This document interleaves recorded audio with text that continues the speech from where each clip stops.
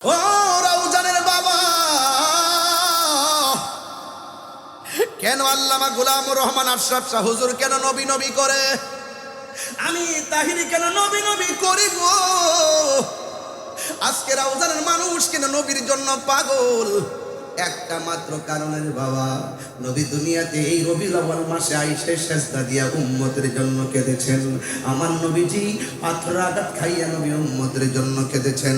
তায়েফের জমিনে আমার নবীর এমন ভাবে যুবকরা পাথর মারছে, আমি নিজের চোখে যাইয়া সেই পাথরটা দেখে এসেছি। যেই পাথরটা রক্ত মুবারক, আমার নবীর পিঠ মুবারকে রক্ত মুবারক এমন ভাবে ঝরেছে, আমার নবী যেই পাথরের মধ্যে ধাক্কা দিয়ে হেলান দিয়া পড়ছে, ওই পাথরের মধ্যে এখনো আমার নবী রক্ত মুবারক লেগে আছে। সবাই মোবাইল দিয়া ভিডিও করে, আমি ভিডিও করি না। আমি সবার পায়ের নিচ দিয়া যাইয়া আমার জিহ্বা দিয়া পাথরটার মধ্যে চাটতে শুরু করলাম। আমার নবীর এত সুন্দর রক্ত মুবারকটা লেগে আছে রে। যুবক ভাইরা, আমার নবী এত কষ্ট করলো, সেখানেও নবী উম্মতের স্লোগান দিলেন।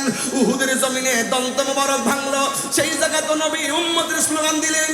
আমার নবী হেলমেট মুবারক ভাঙ্গা দুইটা করা উহুদের জমিনে মাথা মুবারকে ঢুকে গেল, সেখানেও নবী উম্মতের জন্য স্লোগান দিলেন। আমার নবী মক্কা থেকে মদিনায় যাবে, সেখানে নবী উম্মতের জন্য স্লোগান দিলেন। হেরা গুহার মধ্যে দেন করেছেন, সেখানে নবী উম্মতের জন্য তিনি স্লোগান দিলেন। শুধুমাত্র তাই নয়, দুনিয়া থেকে বিদায় হওয়ার সময়ও নবী উম্মতের জন্য কেঁদেছেন। এখনো রওজা মুবারকে নবী উম্মতের জন্যই কাঁদতেছেন। আমার নবী মেরাজে যাবে, আনন্দের খবর, সেখানেও নবী উম্মতের জন্যই কাঁদেন। অর্থাৎ আমার নবী সব সময় বলছে, রব্বি হাবলি ইয়া উম্মতি, আল্লাহ আমি কিচ্ছু চাই না, আমার উম্মত শুধুমাত্র আমাকে দিয়ে দাও। হায়রে, কি ভাষায় আমি নবীর চিনাবো? লাকাদ কানা লাকুম ফি রাসূলিল্লাহি উসওয়াতুন হাসানা। রাউজানের বাবা, ও ইয়াসিন নগরের বন্ধু, একটা কথা মনে রাখবেন, নবীজি হলো আমাদের জন্য মডেল। কথা বলেন ঠিক কিনা? যেই নবী উম্মতের জন্য কাঁদে, সেই নবীর জন্য আমরা জীবন দিতে চাই কি চাই না? আর বড় করে বলুন, চাই কি চাই না? খেয়ে না খেয়ে দিনী প্রচারের কাজে নিজেকে দিয়াছ বিলিয়ে, তায়েফের কাফেরেরা চিনল না আলো, দুষ্ট ছেলেদের পিছু দিল লেলিয়ে। পাথরের আঘাতে ক্ষত বিক্ষত হয়ে সারা শরীর থেকে রক্ত ঝরে। হে রাসূল, তোমাকে ভুলি আমি কেমন করে? হে রাসূল, তোমাকে ভুলি আমি কেমন করে? হেরার গুহায় তোমারই আসমান থেকে নামে আল কোরআন। হেরার গুহায় তোমারই আসমান থেকে নামে আল কোরআন। ভাঙল সবার ভুল তোমারই ওপরে, আসল কোরআনের ছায়া তোলে। খালিদ, ওমর, আলী, আবু বকর ইসলামী ঝান্ডা নীলজ তুলে। আল আমিন তুমি ছিলে চিরদিন সকল মানুষের তরে। হে রাসূল, তোমাকে ভুলে আমি কেমন করে? হে রাসূল, তোমাকে ভুলে আমি কেমন করে? হাজারো ব্যথা বেদনার পরে ফিরে আসনি তুমি আপন ঘরে। দিনের আলো তুমি ছড়িয়ে দিতে চলে গেছো মদিনায় মক্কা ছেড়ে হে রাসূল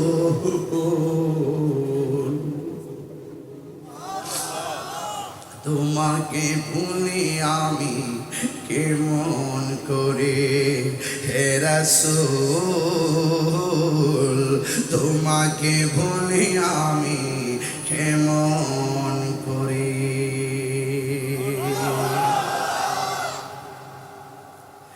এ বন্ধু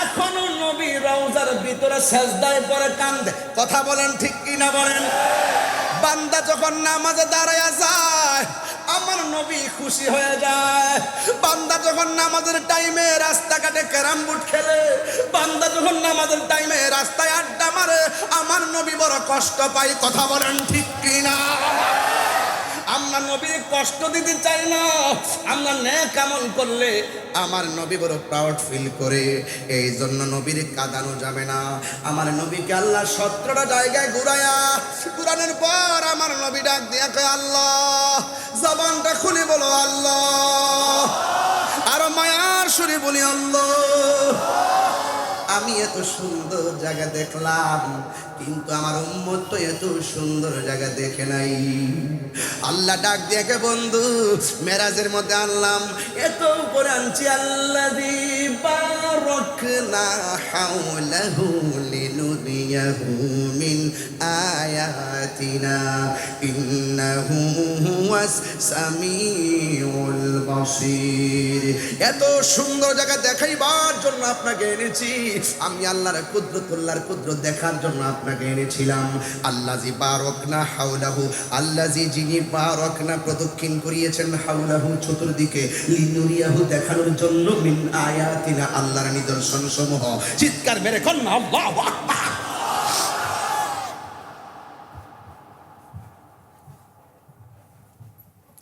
সময় বড় অল্প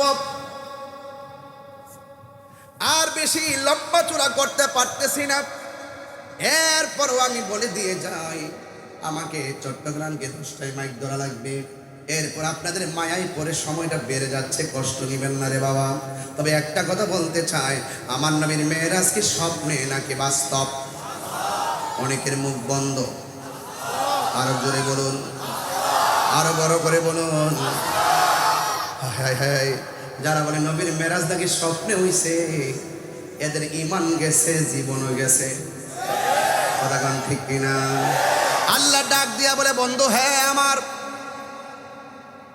হে বন্ধু আপনাকে আমি 17টা জায়গা ঘুরাইয়া দেখাইছি সব জায়গায় গিয়ে আপনি উম্মতকে স্মরণ করেছেন আমি আপনাকে বলে দেই এই মেসেজটা আপনার উম্মতের কাছে ডেলিভারি দিবেন কয় কি ডাক দিয়া বলে বন্ধু হ্যাঁ আমার আপনি 17টা জায়গায় এসে উম্মতকে স্মরণ করেছেন আপনার উম্মত যখন 5 ওয়াক্ত নামাজ পড়বে আপনারা রওজানের মানুষ বলেন ফজর নামাজের ফরজ কয় রাকাত জোরে বলেন কয় রাকাত যোহরের নামাজের ফরজ কয় রাকাত 2 আর 4 কত আর আসর নামাজের ফরজ কয় রাকাত 6 আর 4 কত মাগরিবের নামাজের ফরজ কয় রাকাত 10 আর 3 কত ইশারের নামাজের ফরজ কয় রাকাত 13 আর 4 কত তো আমার নবীকে মেরাজে ঘুরাইছে কয় জায়গায় আল্লাহ গো বন্ধু আপনার উম্মত যখন এই ফরজের মালা গলার মধ্যে পরে ফেলাইবে আমি আল্লাহ কথা দিলাম যে এই 17টা জায়গায় আপনি ঘুরে ঘুরে উম্মতকে স্মরণ করেছেন আমি আল্লাহ রাব্বুল আলামিন এই জায়গাগুলো আপনার উম্মতের দেখাইয়া দেখাইয়া আপনার উম্মতের ডান হাতে জান্নাতের টিকিট দিয়ে দিব আর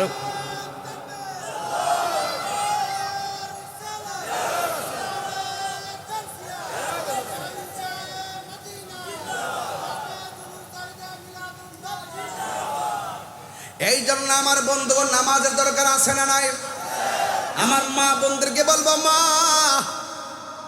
এখনো সময় আছে নামাজে দাঁড়িয়ে যান আপনি যখন আবাদা হবেন আপনি যখন সালেহা হবেন আপনি যখন কানাতা হবেন আপনি যখন জাহেদা হবেন আপনি যখন সাদেকা হবেন আপনি যখন সাবেরা হবেন পেটের ভিতরে যখন আল্লাহ আপনাকে বাচ্চা দিবে আপনার রিয়াজতের কারণে আপনার সন্তানটা সাধারণ সন্তান হয়ে ডেলিভারি হবে না, আপনার সন্তানটা বাইরে বুস্তামের মতন আল্লাহর ওলি হয়ে দুনিয়াতে আসবে। কথা বলেন ঠিক কি? মা ঠিক থাকলে সন্তান ঠিক হবে। কথা বলেন ঠিক না? এই জন্য সন্তান পেটের মধ্যে নিয়ে স্টার জলসা চলবে না, সন্তান পেটের মধ্যে নিয়ে টেলিভিশন চ্যানেল চলবে না, সন্তান পেটের মধ্যে নিয়ে ছায়া ছবি চলবে না, সন্তান পেটের মধ্যে নিয়ে ওই মোবাইলের ভিতরে সিরিয়াল চলবে না, সন্তান পেটের মধ্যে নিয়ে স্বামী স্ত্রীর ঝগড়া চলবে না, সন্তান পেটের মধ্যে নিয়ে কোরআন তেলাওয়াত করবেন। কোরআন তেলাওয়াত যখন করবেন, ওই কোরআন তেলাওয়াতের নূর আমার আল্লাহ আপনার সন্তানের সিনার মধ্যে ঢেলে দিবে। কথা বলেন ঠিক কিনা? এই জন্য মা আপনাকে পায়ে ধরে বলে দিয়ে যায়, আজকের মাহফিলটাকে উড়িয়ে ফেলে দিবেন না, আজকের মাহফিল থেকে কিছু আমল করার চেষ্টা করবেন। আফদালুল ইবাদাতুস সালাত, সর্বোত্তম ইবাদত হলো নামাজ। হাসরের ময়দান যেদিন কায়েম হবে, সুবহানাল্লাহ না কেন? আরো বড় করে বলেন আল্লাহু আকবার। হাসরের ময়দান যেদিন কায়েম হবে, সেই দিন সর্বপ্রথম আমার আল্লাহ নামাজের হিসাব নিবেন। জোরে কোন কিসের হিসাব? আরো বড় করে বলুন। আমার নবী বলেন, আমি যখন মেরাজের মধ্যে গিয়েছি, মেরাজের মধ্যে যাওয়ার পরে আমি দেখলাম কবর আযাব বড় ভয়ঙ্কর। আমি দেখেছি কবর ভিতরে আল্লাহ রাব্বুল আলামিন বেনামাজিকে আমার আল্লাহ অনেক ভয়ঙ্কর 3টা শাস্তি দিবেন। বেনামাজির শাস্তি কবরের মধ্যে আছে না নাই? কবর আযাব কি সত্য না মিথ্যা? ইস্তানজিহু আনিল বাউলি ফাইন্নাহু আম্মাতু আযাবিল কবর। কবরের মধ্যে ম্যাক্সিমাম আযাব হবে প্রস্রাব করে ঢিলাগুলো ব্যবহার করার না করার কারণে। কথা বলেন ঠিক না? এই জন্য আল্লাহর হাবিব বলেন, আমি নবী যখন মেরাজের মধ্যে গিয়েছি, আমাকে আল্লাহ অনেকগুলো আযাব দেখাইছেন, অনেকগুলো বিপদ দেখাইছেন। আমি দেখলাম সবচাইতে ভয়ঙ্কর আযাব হলো কবরের আযাব। শুধুমাত্র আযাব নয়, এই কবরের ভিতরে মানুষকে আমার আল্লাহ একটা কারণে 3টা শাস্তি দিবে। একটা কারণ কি কয়ে? যারা বেনামাজি ছিল, যারা জান্না শুন্না নামাজের ব্যাপারে উদাসীন ছিল, ওই সমস্ত উদাসীন নামাজিদের জন্য আমার আল্লাহ বলতেছেন, ওই নামাজিরা যারা লোক দেখানো নামাজ পড়ছে, ফাওয়াইলুল লিল মুসাল্লিন, ওই মুসল্লিরা নামাজ পড়েও দোজখে যাবে। যারা মুনাফিকি করে, মুনাফিকদের নামাজ আল্লাহ কবুল করবেন না। এই জন্য আমার নবী, আপনার নবী বলেন, আমি যখন মেরাজে গিয়েছি, মেরাজে যাওয়ার সময় দেখলাম কবরের মধ্যে আযাব বড় ভয়ঙ্কর। এই কবর হলো আখিরাতের প্রথম মঞ্জিল, এই কবর হলো আখিরাতের প্রথম মঞ্জিল। বন্ধুরে আমার, ও যুবক ভাইরা, আমার নবী বলেন, বেনামাজির কবরে 3টা শাস্তির মধ্যে প্রথম শাস্তি কোনটা জানোনি? ওই সেটা বড় ভয়ঙ্কর শাস্তি। এই শাস্তিটা সয়ে নেওয়ার মতন পিলার দুনিয়াতে নাই। কবরে ভয়ঙ্কর একটা আযাব হবে। এটা হলো কবরের মাটির চাপা। ডান পাশের মাটি ডান প্রান্তে চলে যাবে, বাম পাশের মাটি বাম প্রান্তে চলে যাবে। ও যুবক, খেলতে খেলতে নামাজ ছাইরা দিছেন, অথচ যৌবনকালে যদি আপনি নামাজটা পড়তেন, আল্লাহর হাবিব বলেন, হাসরের ময়দান যেদিন কায়েম হবে, 7 প্রকারের মানুষকে আমার আল্লাহ আরশের নিচে ছায়া দিবেন। এর মধ্যে এক শ্রেণী হলো যারা যৌবনকালে ইবাদত বেশি করে। এই জন্য যৌবন যার যুদ্ধে যাওয়ার সময় তার, এই জন্য এই সময়টারে যুবক তুমি কাজে লাগাও। হাসতে হাসতে শুধুমাত্র মোবাইল মোবাইল করতে করতে জীবনটারে ধ্বংস করে দিয়েন না। আমার নবী, আপনার নবী বলেন, বেনামাজিকে কবরে প্রথম শাস্তি যেটা দিবে সেইটা বড় ভয়ঙ্কর শাস্তি। 1 নম্বর, ডান পাশের মাটি পৃথিবীর এক প্রান্তে চলে যাবে, বাম পাশের মাটি আরেক প্রান্তে চলে যাবে। 2 পাশের মাটি আইসা এমন জোরে তোমার মাটি চাপা মারব রে বাবা। ডান পাশের হাড্ডিগুলা বাম পাশের হাড্ডির ভিতরে ঢুকে যাবে, বাম পাশের হাড্ডিগুলা ডান পাশের হাড্ডির ভিতরে ঢুকে যাবে।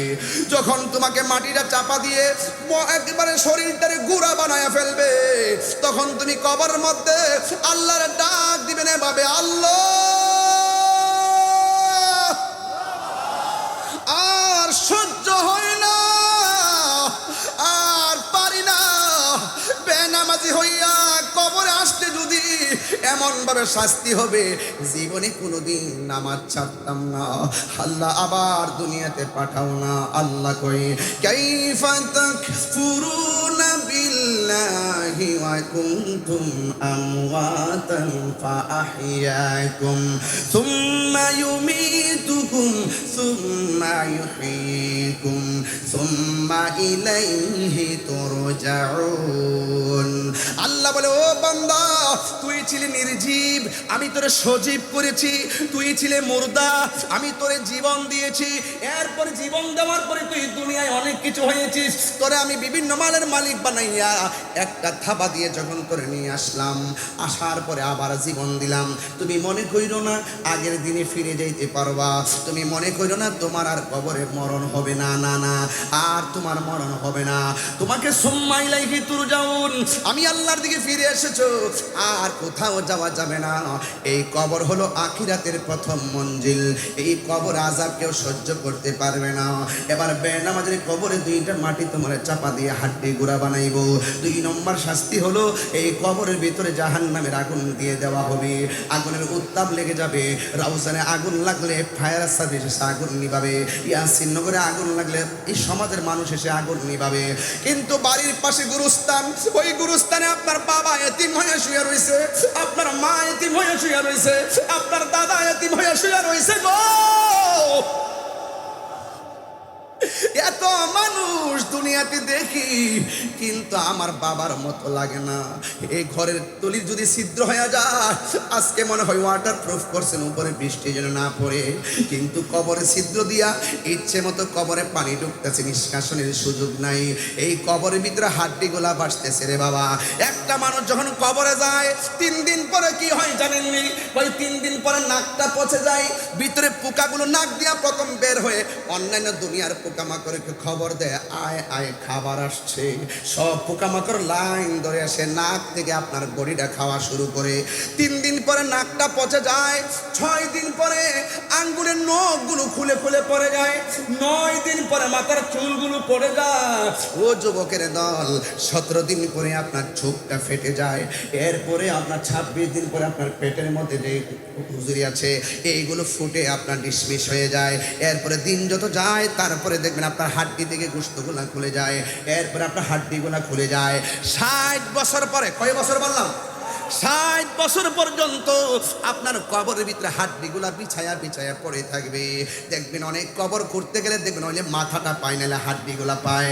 60 বছর পরে এই হাড্ডিগুলো আর হাড্ডি থাকবে না, একদম মাটির সঙ্গে পোকামাকড় জীর্ণ শীর্ণ করে আপনাকে একদম মিশায়া ফেলবে।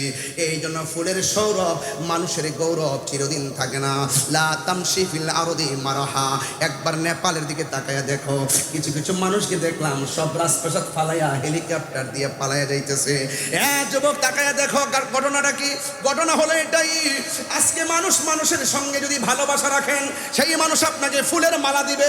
আর যদি আপনার ভিতরে প্রতিহিংসার জন্ম নেয়, এই প্রতিহিংসার কারণে অনেক সময় আপনার যা অর্জন করছেন সব মাটির সঙ্গে মিশে যায়। কথা বলেন ঠিক কিনা?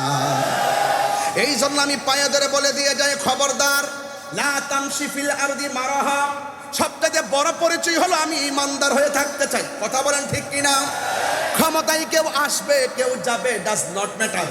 একটা কথা মনে রাখবেন, এই দুনিয়া ছেড়ে চলে যেতে হবে, কিন্তু যাওয়ার আগে এমন একটা কাজ করে যান যেন মানুষ চলে যাওয়ার পরেও আপনার জন্য কবরে গেলে দোয়া করে, আমার মরণের কতদিন বাকি আমি জানিলাম না গো আল্লাহ, মরণের কতদিন বাকি, আমার মরণের কতদিন বাকি আমি জানিলাম না গো আল্লাহ, মরণের কতদিন বাকি। আর আজরাইল আসিয়া যখন হস্তে দিবা দড়ি, আজরাইল আসিয়া যখন হস্তে দিবা দড়ি, তখন আমার মনা ভাই করবালু কালু কি আমি জানিলাম না গো আল্লাহ, মরণের কতদিন বাকি। আর 40 দিনের আগে ভাইরে মৌতের নিশানি। হুজুর এখানে আছেন, 40 দিন আগেই মৌতের নিশানা শুরু হয়ে যায়। কিছু কিছু আলামত আছে, এই আলামতগুলো যখন বুঝবেন যে আপনার শুরু হয়ে গেছে, মনে রাখবেন যে কোনো মুহূর্তে আজরাইল আপনার ঘরের দরজায় হানা দিবে। কথা বলেন ঠিক কিনা?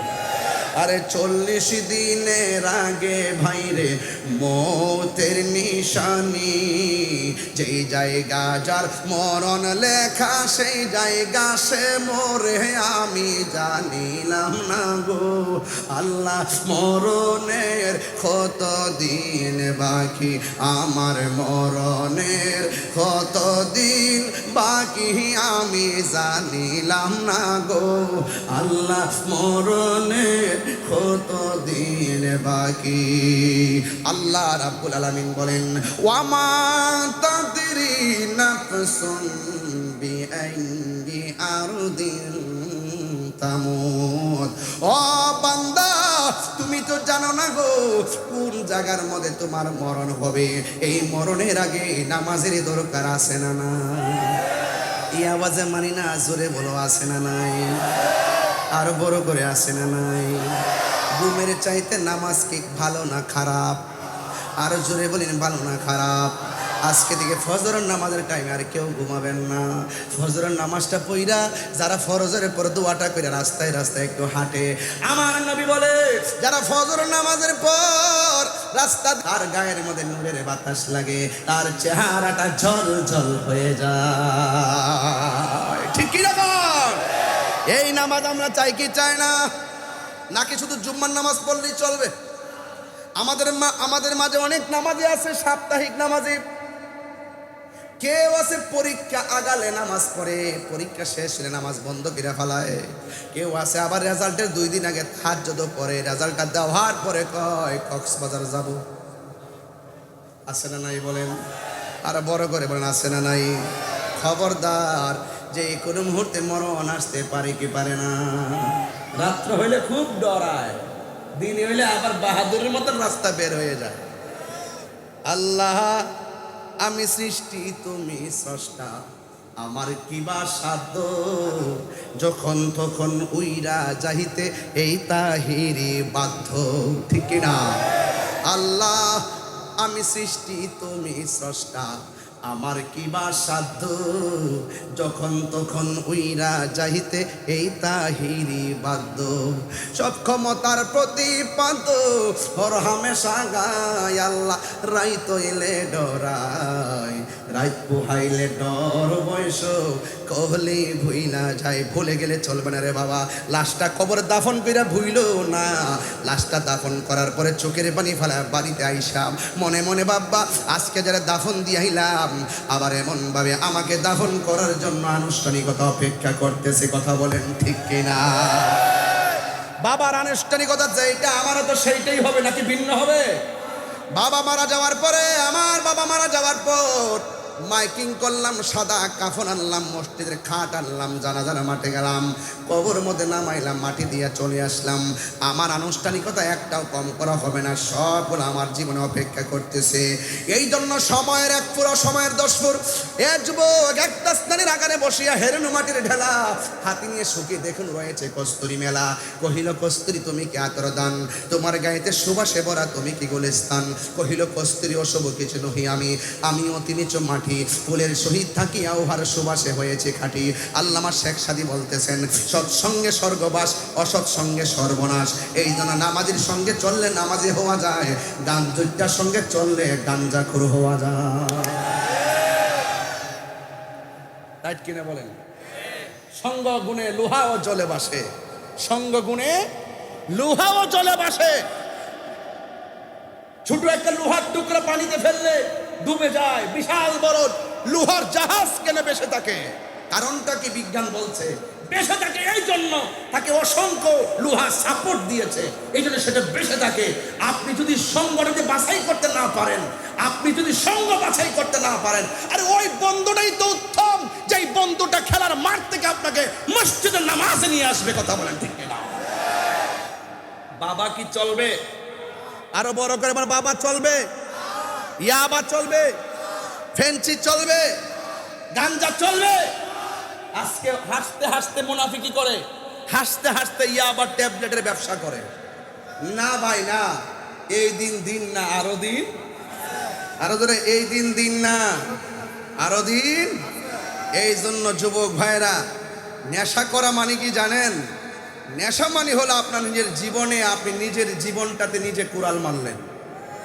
নেশা মানে হলো আপনার বাবা মা আপনাকে পেটে নিয়ে যেইভাবে স্বপ্ন এঁকেছিলেন সেই স্বপ্ন ভেঙ্গে টুকরা টুকরা করে দিলেন।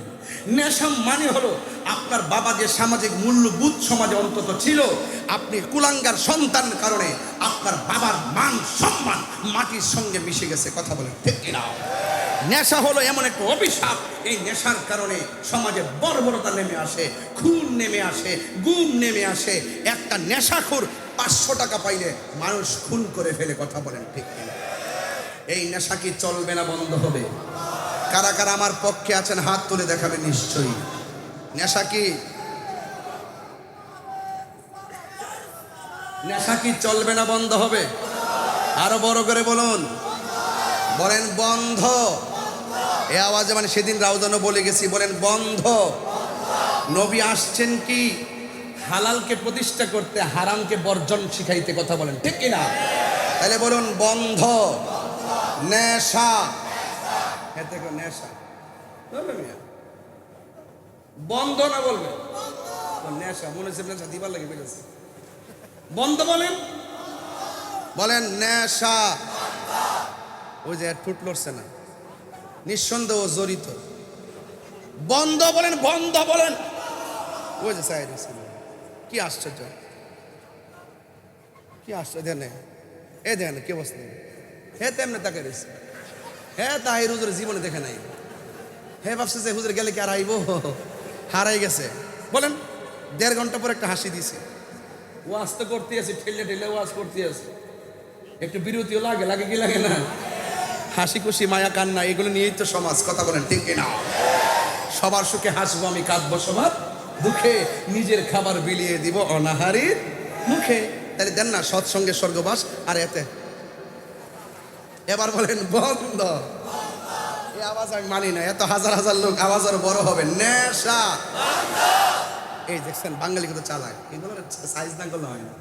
বলেন নেশা, ইয়াবা, ফেন্সি, গাঞ্জা, সুদ, ঘুষ, চুরি, ডাকাতি, মুনাফিকি, গীবত, চুগলখুরি, মিথ্যা কথা।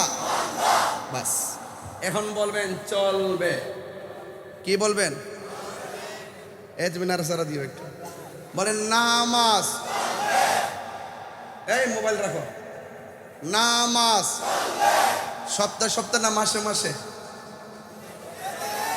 দৈনিক দৈনিক দৈনিক। কয়েক তো মাঝে মাঝে নফল পড়া দরকার আসেনি? আমরা কি শুধু বান্দাই থাকবো, বন্ধু হতে হবে না? বলেন চলবে।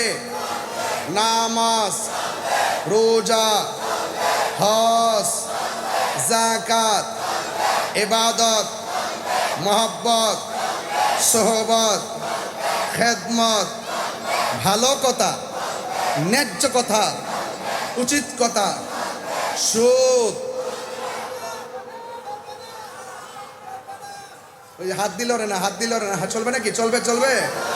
হ্যাঁ সুদ কি চলবে? আমাদের দেশের হুজুর রাতে এখন সুদের ওয়াজি করে না। হুজুর আসেনিও, এর এখন সুদের ওয়াজি করে না। দেশ উল্টাইলেছে এত বছর, ওখানে আর কিছু কয় না। এখন শুধু চেয়ারটা দরকার আর ক্ষমতাটা দরকার। এগুলো হলো ওরে বাটফারের গোষ্ঠী। কথা বলেন ঠিক না বেঠে? আরে সুদ যে হারাম, এটা কি মোল্লার কথা না আল্লাহর কথা? তো আল্লাহর কথা বলতে তোমার ভয় কিসের? তুমি মুনাফিক। এই মুনাফিকদের কারণেই আজকে সত্যিকার ইসলামটা দাফন হয়ে যাচ্ছে। কথা বলেন ঠিক কিনা বলেন?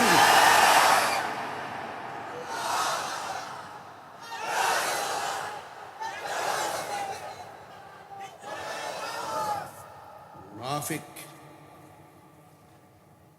আমরা, সুন্নিরা মুনাফিক না। আগে যেমন এই যে মামলা টামলা শুনতেছেন না আপনারা, একের পর দিতেছে। অসুবিধা কি? জেলে গেলে কি অসুবিধা আছে? রক্ত দিলে অসুবিধা আছে? জীবন দিলে অসুবিধা আছে? এগুলো আমি ভয় পাই না।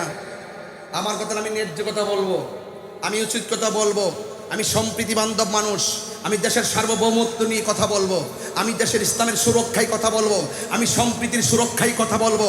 আমি মনে করি এই দেশটা সবার, আমি আপনি সবাই মিলে দেশকে সাজাতে হবে। আমাকে যারা মামলা করা হয়েছে, এই মামলা যদি তদন্ত না করে এফআইআর করে আমাকে যে হয়রানি করা হচ্ছে, এটা হলো সুষ্ঠু বিচার পরিপন্থী। কথা বলেন ঠিক না বেঠে? এই জন্য দেশের আইনকে কারোর কাছে ইজারা দেওয়া যাবে না। আইন আইনের গতিতে চলবে, তবে তদন্ত সাপেক্ষে জুলুম করা যাবে না। হাত তুলে বলেন ঠিক কিনা বলেন? জুলুম করা যাবে না। লাস্ট ওয়ার্নিং, জুলুম করা যাবে না। কারণ জালেম কখনো কখনো, মজলুম কখনো কখনো যদি জালেম হয়ে যায়, তাহলে তার উপরে আবার জুলুম আসতেছে। কথা বলেন ঠিক না বেটি? এই জন্য আমার যুবক ভাইয়েরা, আমি আপনি আমরা এই দেশটাকে সাজাতে হবে। আহলুস সুন্নাত ওয়াল জামাত 53 বছর পরেও আবার প্রমাণ করতে সক্ষম হয়েছে এই দেশে একমাত্র শান্তিপ্রিয় দল আহলুস সুন্নাত ওয়াল জামাত। নামাজ পড়বেন হুসাইনি চেতনায়, নামাজ পড়বেন, নামাজ পড়বেন ইয়াজিদি চেতনায়, নামাজ পড়লে হবে না। মুখে দাড়ি থাকলেই মুমিন বলা যাবে না, মাথায় টুপি থাকলেই মুমিন বলা যাবে না। মুমিন হলো সেই ব্যক্তি যারা আহলুস সুন্নাত ওয়াল জামাতকে সত্যিকার হৃদয়ে লালন করে, আহলে বাইতকে সত্যিকার অর্থে ভালোবাসে। কথা বলেন ঠিক কিনা বলেন? আমি বেশি চিৎকার কথা বলার অভ্যাস আমার নাই, যেহেতু আরেকটি মাহফিল আছে। এরপর আমি আপনাদেরকে লাস্ট বেলায় একটু কথা বললাম, বোঝার জন্য বলছি। আপনি মানলে মানার মতো মানেন, আপনি অর্ধেক মানবেন আপনার সুবিধার জন্য, আবার অর্ধেক আপনি চাই না গোপন রাখবেন। এগুলো হলো একটা এক প্রকার ব্যবসার মতো, ঠিক না বেটি? আমরা মদিনাওয়ালার ফ্রেমের ব্যবসা করি। মদিনাওয়ালার দেশত হলে জাগানো মদিনায় রাখি আই তো সার, হলে জাগানো মদিনায় রাখি। বলবো বলবো, মদিনাওয়ালার দেশত হলে জাগানো মদিনায় রাখি আই তো সার, হলে জাগানো মদিনায় রাখি আই তো সার।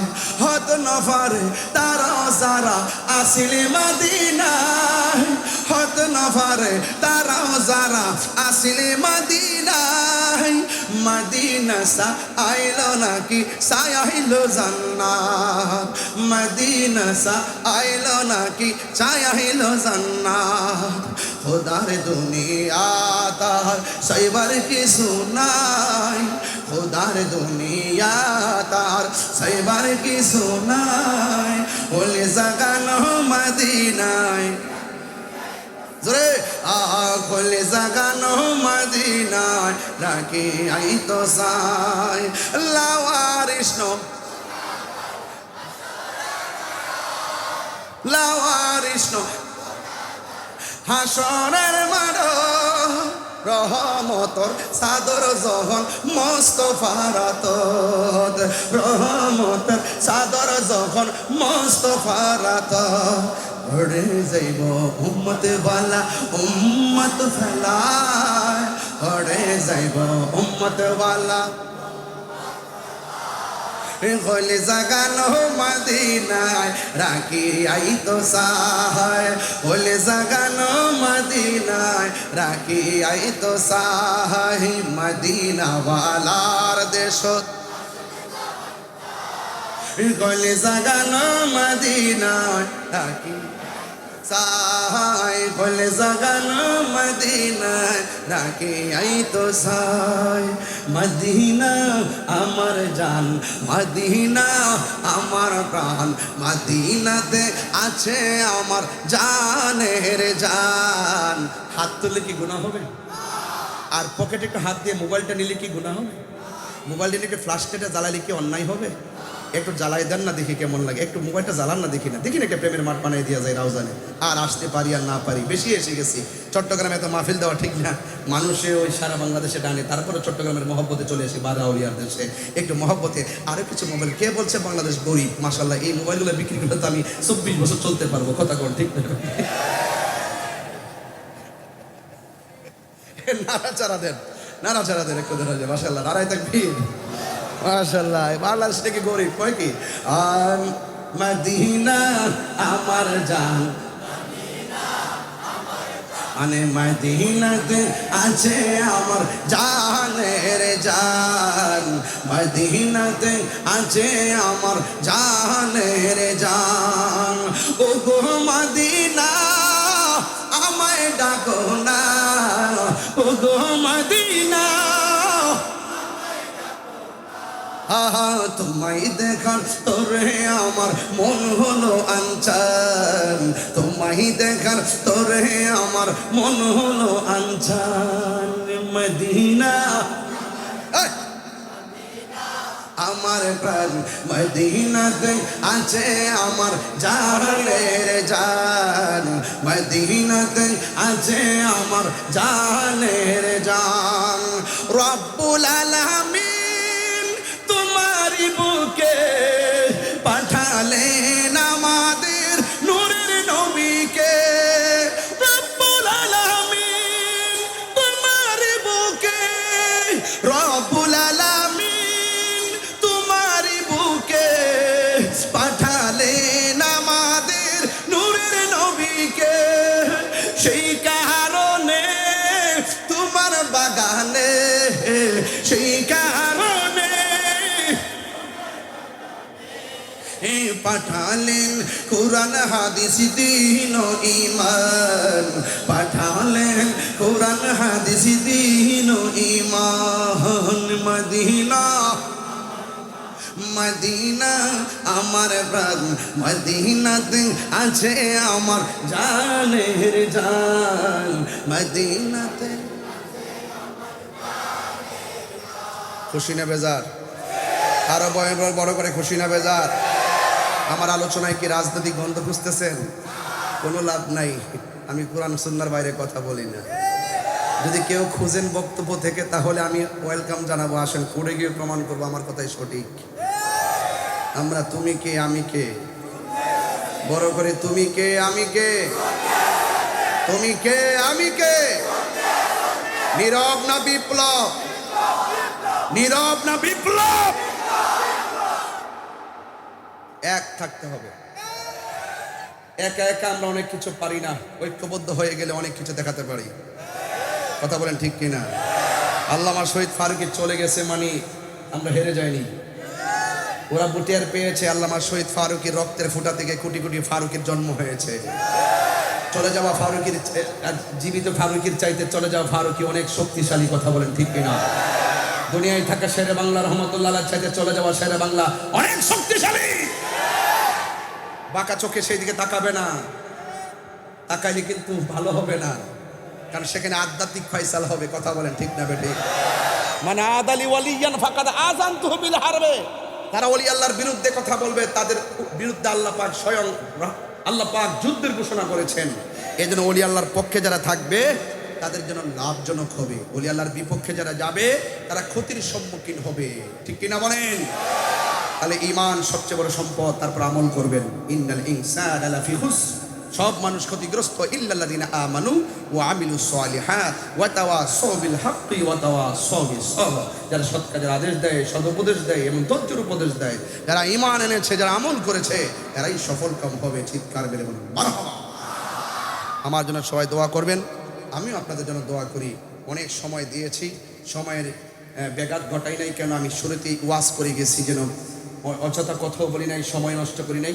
যতটুকু বোঝানো ততটুকু বোঝাই গেছি। আপনারা আমার জন্য সবাই দোয়া করবেন, আমি আপনাদের জন্য দোয়া করি, আল্লাহ যেন কবুল করবেন। আমিন।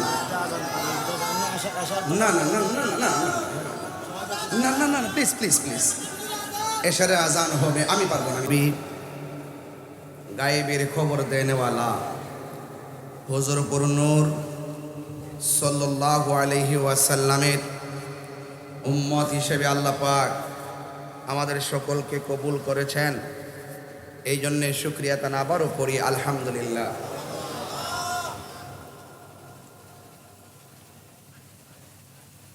সমাজতান্ত্রিকভাবে সমাজের আপামর মানুষের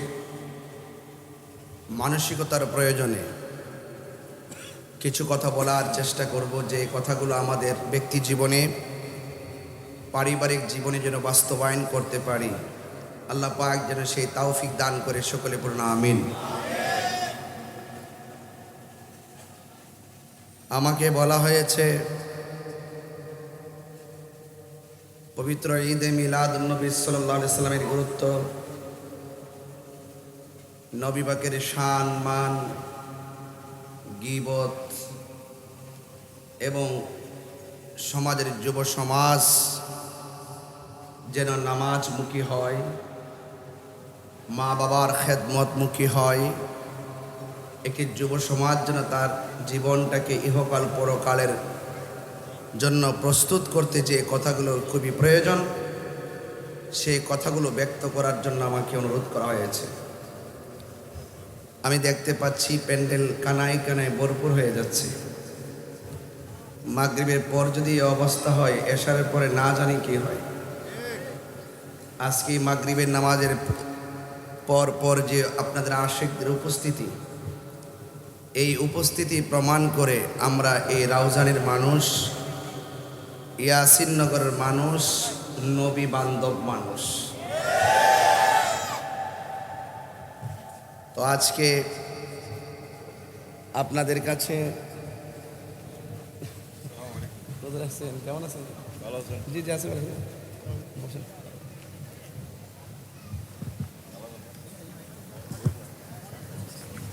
যাক, আলহামদুলিল্লাহ। এদিকে এসে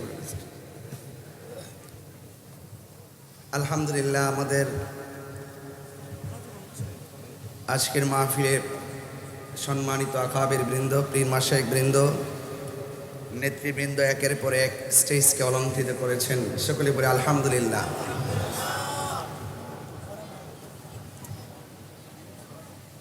আজকের এই মাহফিল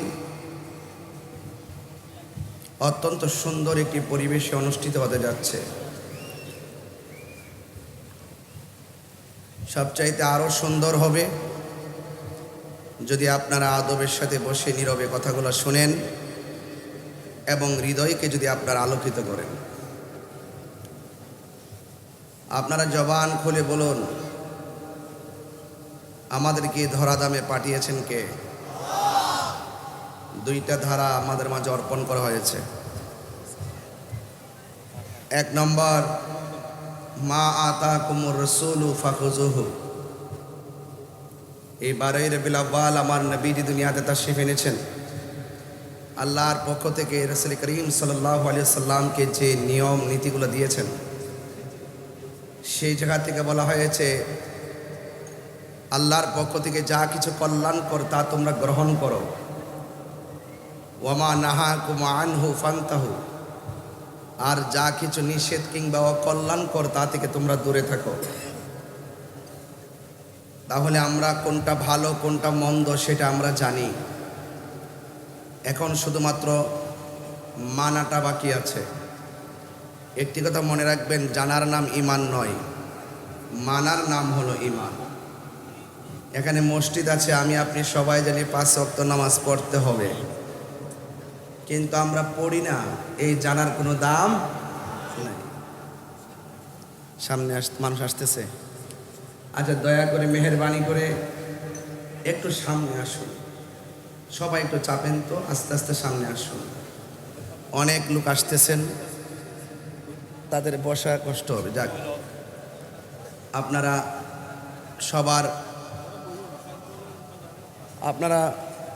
সবাই আদবের সাথে আরেক ভাইকে জায়গা করে দেন, এটা সুন্দর হবে। আমার ভাইয়েরা, আজকের এই মাহফিল আমি অনেক কষ্টের সাথে এই মাহফিলটা এন্ট্রি করেছি।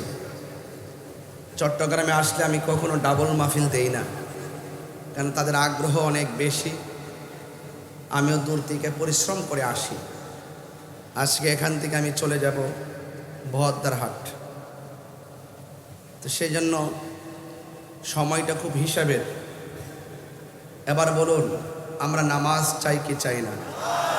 একটু বড় করে বলতে হবে, চাই কি চাই না? আমাদের পুরুষদের জন্য সবচাইতে উত্তম জায়গা হলো মসজিদ। উত্তম জায়গা কি? মসজিদ। এই মসজিদ উত্তম জায়গা। একমাত্র এই নামাজটা আপনাকে অশ্লীল এবং মন্দ কাজ থেকে বিরত রাখবে। ইন্নাস সালাতা তানহা আনিল ফাহশাই ওয়াল মুনকার, নিশ্চয়ই নামাজ মানুষকে অশ্লীল এবং খারাপ কাজ থেকে দূরে রাখে, অশ্লীল এবং খারাপ কাজ থেকে বিরত রাখে। আজকে যে মাগরিবের নামাজটা গেল,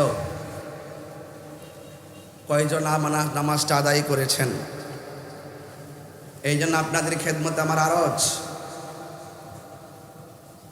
আল্লাহ রাব্বুল আলামিন এই পৃথিবীতে আমাদেরকে টেন্ডারবাজি করার জন্য পাঠাই নাই,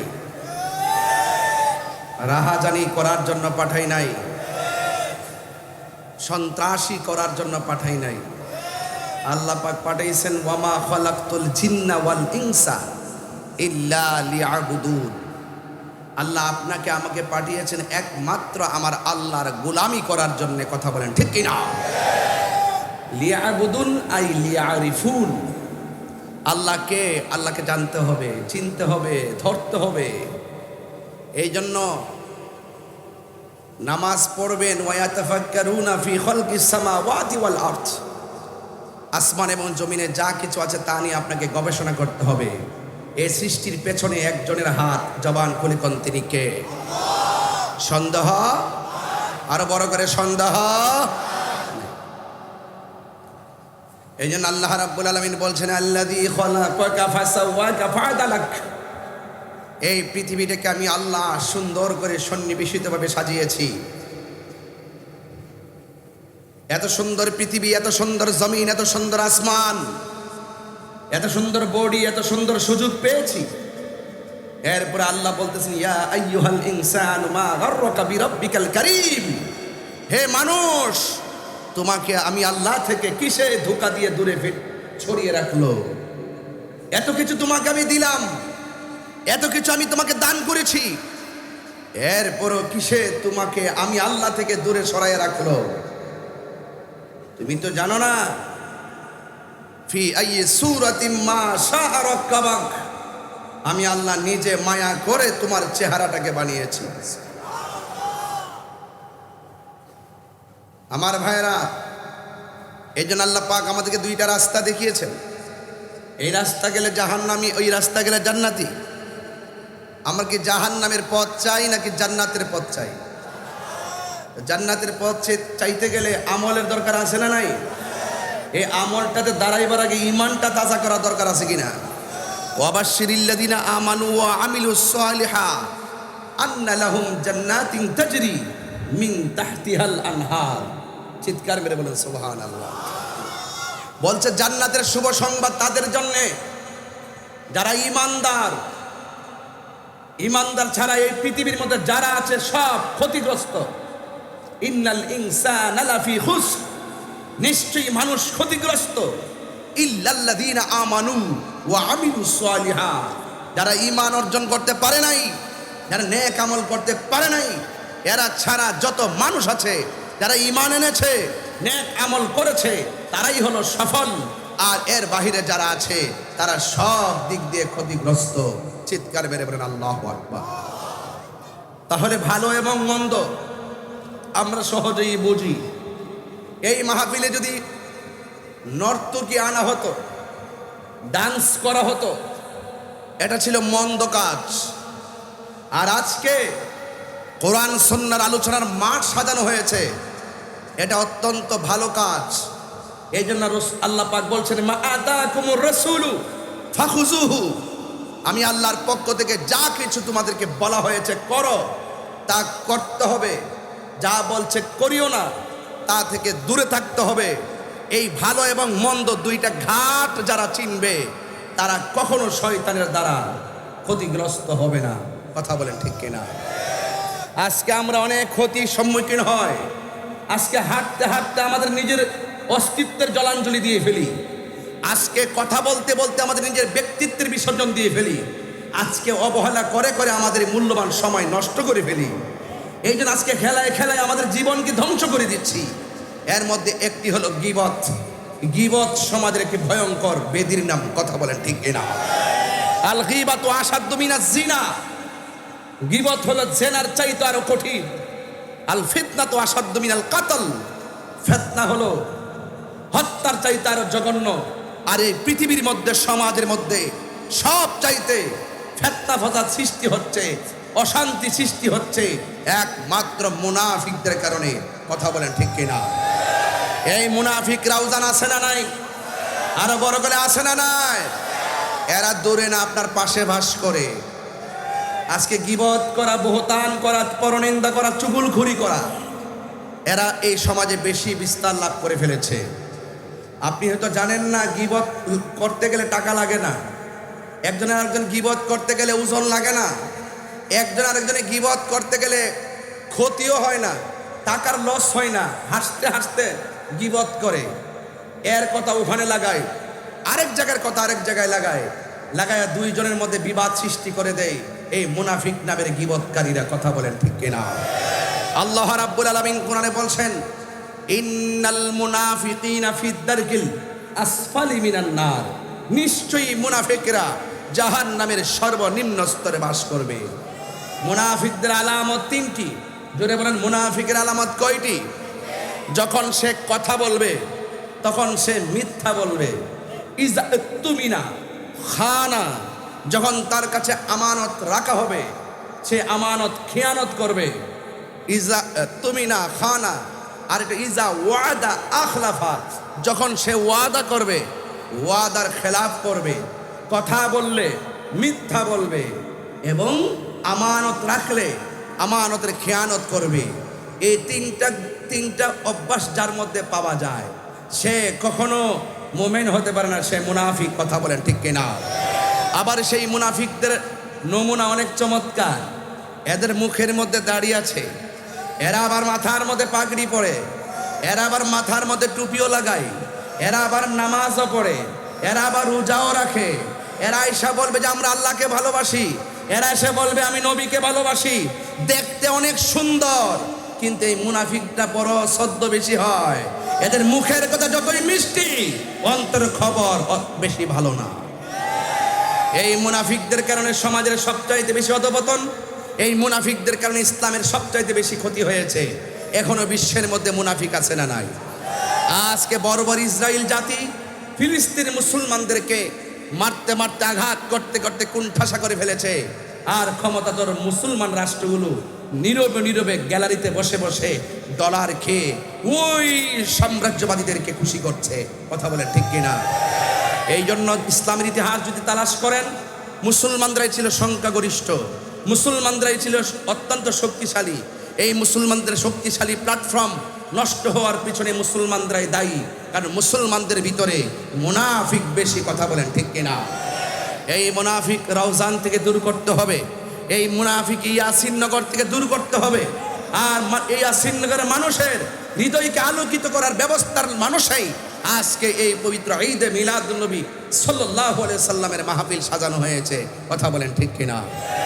এই জন্য আমার ভাইয়েরা, আমি অনুরোধ করে বলবো, আল্লাহর হাবিব সাল্লাল্লাহু আলাইহি সাল্লাম দুনিয়ার মধ্যে তাশরিফ এনেছেন। 63 বছরের জিন্দিগি তিনি দুনিয়াতে শরীয়তে ছিলেন, শরীয়তের পর্দার আড়াল হয়েছেন। হাকিকতে তিনি যদিও আমাদের জানের চাইতে আরো নিকটে হাজির ও নাজির আছেন। এই 63 বছরের জিন্দিগিতে আল্লাহর হাবিব সাল্লাল্লাহু আলাইহি সাল্লাম মুনাফিকদেরকে চিহ্নিত করেছেন, মুনাফিকদেরকে দেখিয়ে দিয়েছেন, মুনাফিকদেরকে মসজিদ থেকে বের করে দিয়েছেন। কারণ রাসূল বলছেন, কাফের চাইতো মুনাফিক সবচাইতে ভয়ঙ্কর। কথা বলেন ঠিক কিনা? কাফের চাইতে ভয়ঙ্কর কেন? কাফের তো বোঝা যায় সে আমার উপেন কাফের, তার সাথে আমার সম্পর্ক নাই। কিন্তু মুনাফিক বোঝার কোনো সুযোগ নাই।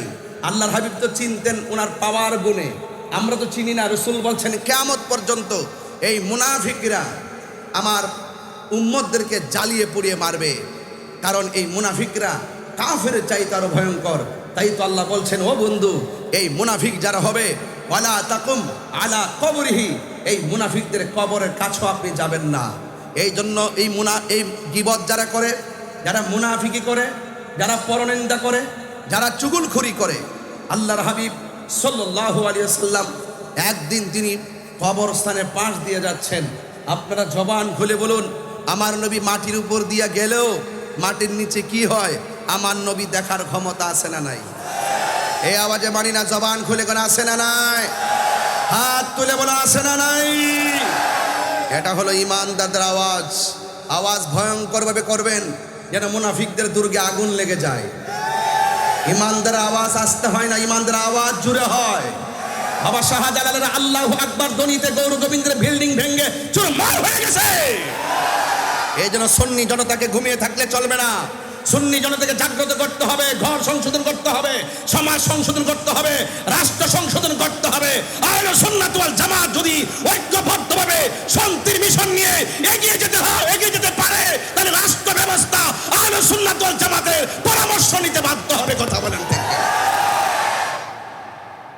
মুনাফিকি দূর করুন। সামনে আসলে সালাম দিবেন, আবার তলে তলে ফেক আইডি খুলে আবার সেই সালামের মানুষটাকে গালি দিবেন। এই আচরণ বন্ধ করুন। অনলাইনে এসে ফেসবুকে এসে দেখবেন আমরা মিলেমিশে থাকতে চাই, আর তলে তলে গাছ কাটবেন আর উপর দিয়ে পানি ঢালবেন। এটাই মুনাফিকদের চরিত্র। কথা বলেন ঠিক কিনা? আমরা সুন্নিরা আজ বিচ্ছিন্ন নয়, আমরা সুন্নিরা আজ ঐক্যবদ্ধ। এমন ভাবে ঐক্যবদ্ধ প্রদর্শন করেছি, সীসা ডালা প্রাচীরের চাইতে আরো শক্তিশালী। সর্ববাতিলের বিরুদ্ধে আমাদেরকে ঐক্যবদ্ধভাবে জবাব দিতে হবে। কথা বলেন ঠিক কিনা বলেন?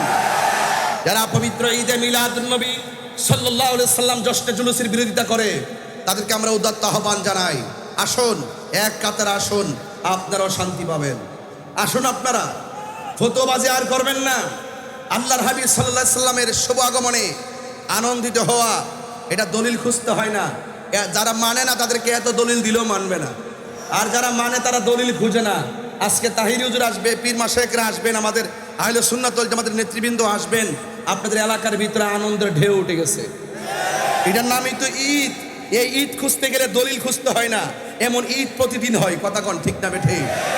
আপনি আরবে খোঁজ নিয়ে দেখেন, যে সমস্ত দিবসগুলো আছে, শ্রমিক দিবস, বিভিন্ন যে দিবস আছে, এই দিবসগুলোর শুরুতে লেখা ঈদ। ঈদ ঈদ শুনলেই ওই ঈদুল ফিতর মনে করার সুযোগ নাই। বিভিন্ন দিবসকে ঈদ বলা হয়। নবী যেই দিন আসছেন সেই দিবসটাকে আমরা ওই দিবস হিসাবে ঈদ বলি। এটা নিয়ে এত ঠেলাঠেলি তো দরকার নাই। কথা কন ঠিক না বেঠে?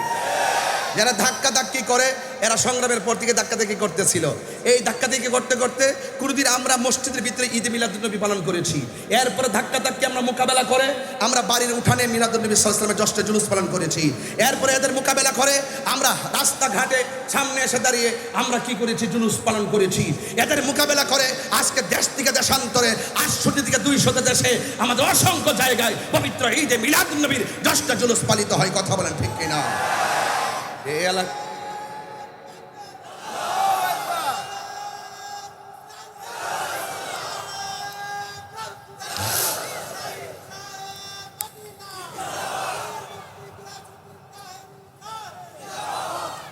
আমার ভাইরা, তাইলে ওই সমস্ত সর্ববাতিলের বিরুদ্ধে যদি মোকাবেলা করতে হয়, আগামী সংশোধন হতে হবে।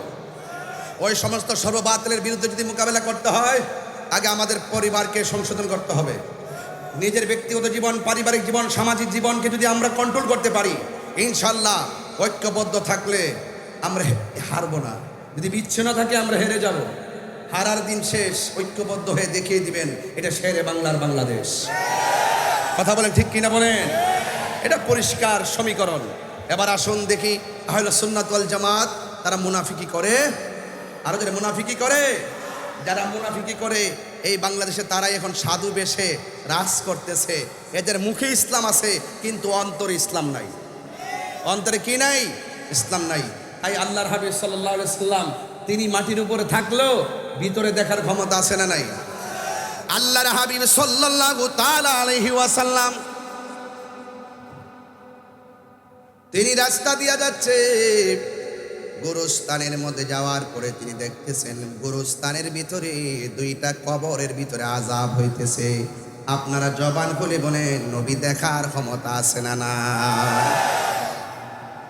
আল্লাহর হাবিব কবরস্থানের পাশ দিয়ে যাচ্ছে, দুইটা কবরের ভিতরে আযাব হচ্ছে। আমার নবী সুন্দর করে দাঁড়িয়ে গেছে। আমার নবী, আপনার নবী রাহমাতুল লিল আলামিন ডাক দিয়ে কয়, সাহাবীরা তোমরা দুইটা খেজুরের ডাল নিয়ে আসো। আল্লাহর হাবিব দুইটা খেজুরের ডাল এনে দুইটা কবরের মধ্যে নামিয়ে লাগিয়ে দিয়েছেন। আর সাহাবাদেরকে ডাক দিয়ে কয়, সাহাবারা রে, তোমরা জানোনি এই দুইটা কবরের হাকিকত কি? সাহাবায়ে কেরাম বলে, ইয়া রাসূলুল্লাহ, হঠাৎ করে আপনি দাঁড়াইলেন, আর দুইটা খেজুরের ডাল কেন কবরের মধ্যে না লাগিয়ে দিলেন? আল্লাহর হাবিব বলে, ও সাহাবায়ে কেরাম, আমি নবী যদিও মাটির উপরে, আমি তাকায়া দেখতেছি দুইটা কবরের ভিতরে আযাব হইতেছে। দুইটা কবরে বেশি কারণে আযাব হয় না। একটা কারণ, একটা কবরের মানুষ প্রস্রাব করে পবিত্রতা অর্জন করত না, এই জন্য কবরের মধ্যে আযাব হচ্ছে।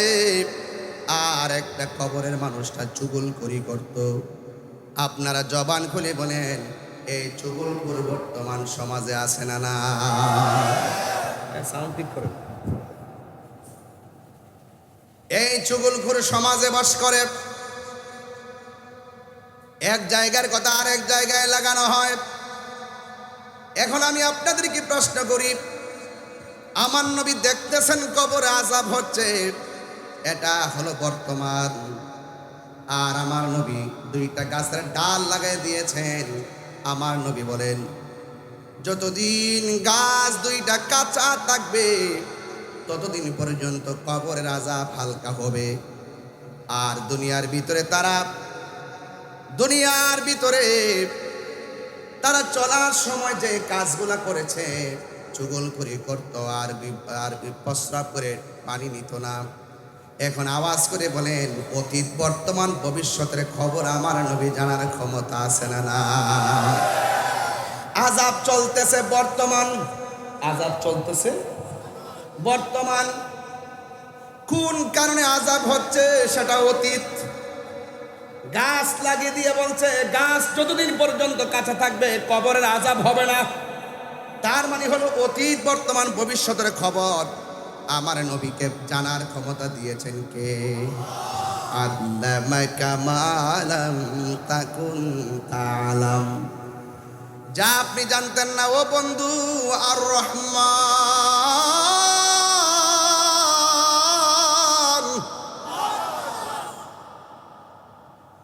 আল্লামাল কুরআন খলাকাল ইনসান আল্লামাহুল বায়ান।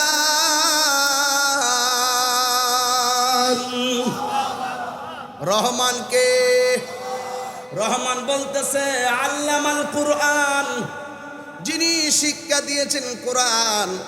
শুধু কোরআন শিক্ষা দেই নাই, কোরআনের বয়ানও শিক্ষা দিয়েছেন। আল্লামাহুল বায়ান, আমার আল্লাহ আমার নবীকে কোরআনের বয়ান শিক্ষা দিয়েছেন। এই জন্য আমার নবী পবিত্র ঈদে মিলাদুন নবীতে রবিউল আউয়াল মাসে দুনিয়ার মধ্যে এসেছেন।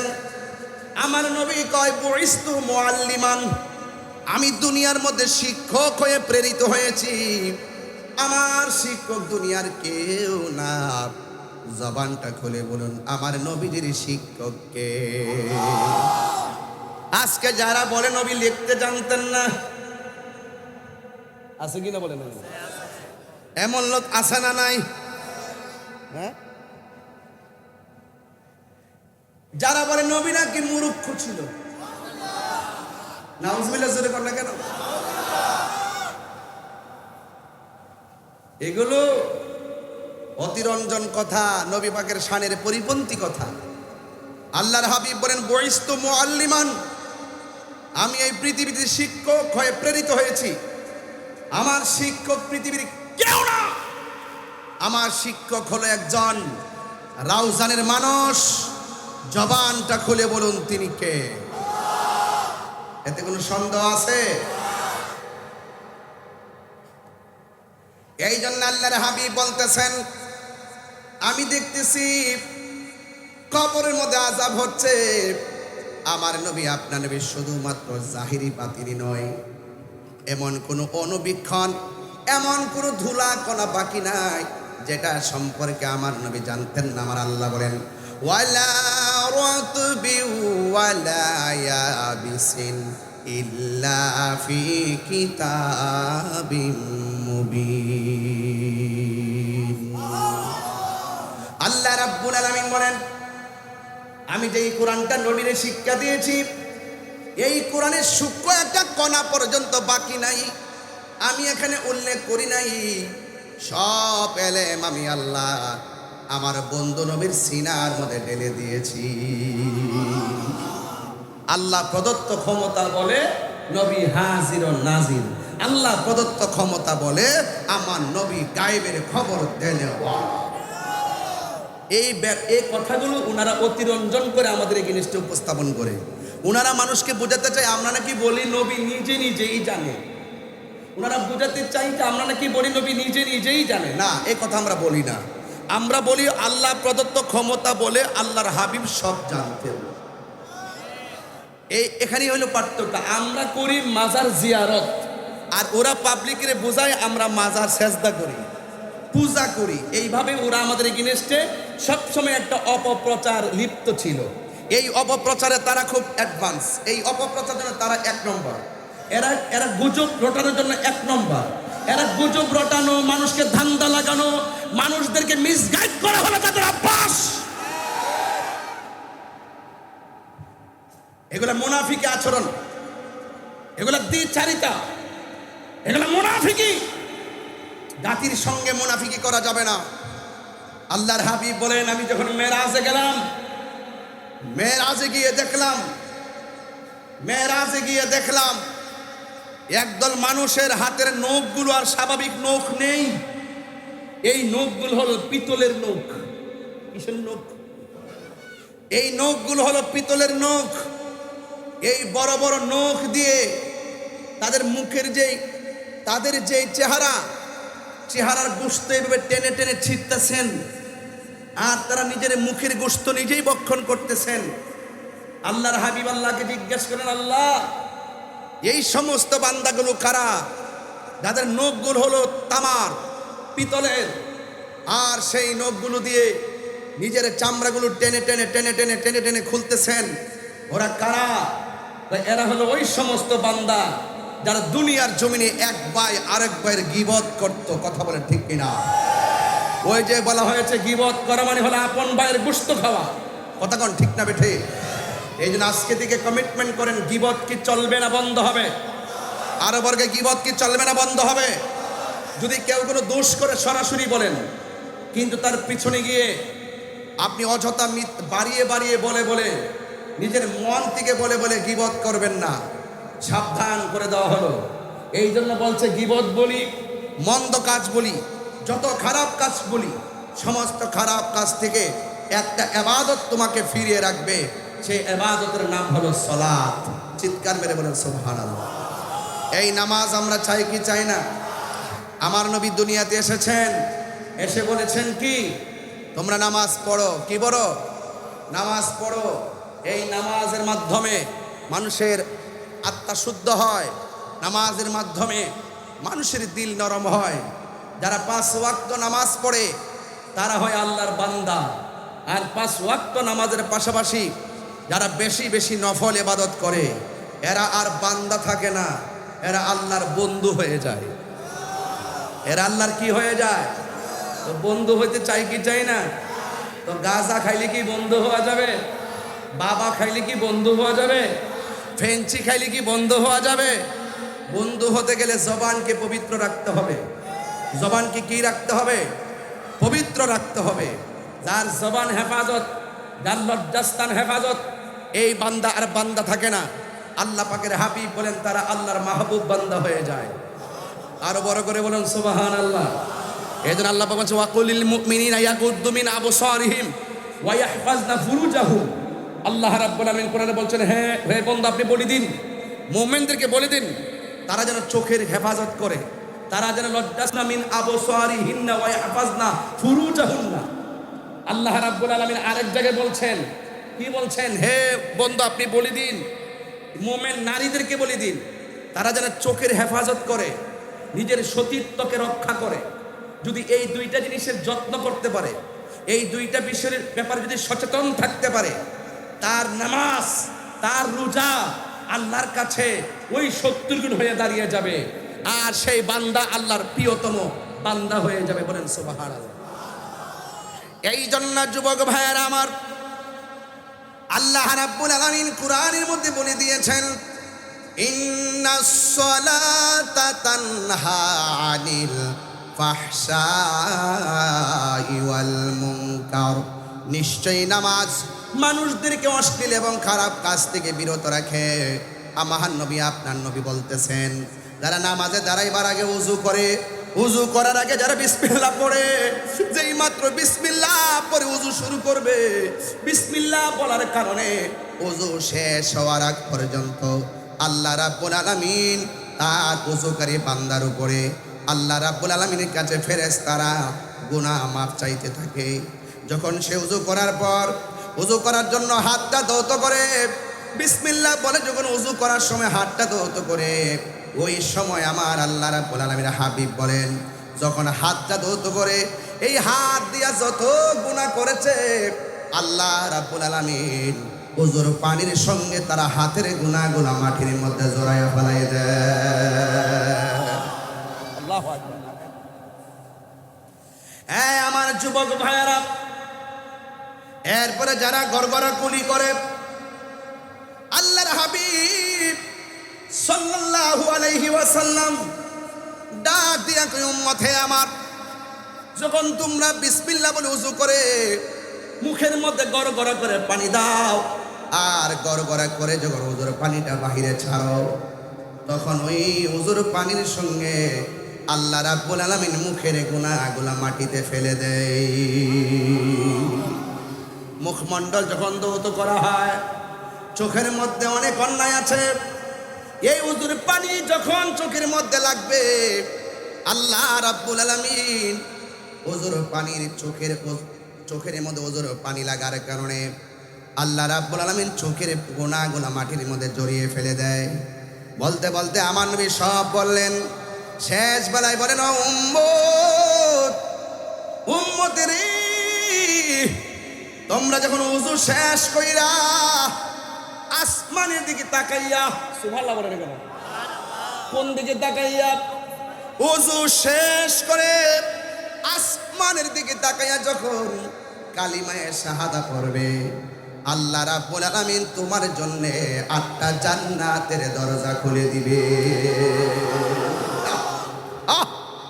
কত নিয়ামত আল্লাহ দান করেছেন, আর যেই দরজাগুলো খুলে দিবে, সে যেই দরজা দিয়ে মনে চায় সেই দরজা দিয়ে জান্নাতে ঢুকতে পারবে। এই জন্য যুবক, নামাজ দাঁড়াইবার আগে ওযু সুন্দর করে করতে হবে। এবার আমার নবী, আপনার নবী বলেন, আমার বান্দা যখন ফরজ নামাজের পাশাপাশি নফল ইবাদত করবে, ওই নফল ইবাদতের মাধ্যমে এই বান্দাটা আল্লাহর মাহবুব বান্দা হয়ে যাবে। নবী যখন মেরাজে গেল, যাওয়ার পরে আমার আল্লাহ নবীকে নিতে নিতে এমন একটা জায়গায় নিছে, যেই জায়গার মধ্যে পৃথিবীর কোন নবী যাইতে পারে নাই। কোন নবী যাইতে, সাউন্ডটা একটু উঠাই দেন আপনারা। আপনাদের চিটাগাং আসলে আমার মাইকে ওয়াজ করতে সমস্যা হয়, আমি তো ওয়াজ করতে আসছি। টাইট করে রাখেন, সাউন্ডটা পাতলা করেন।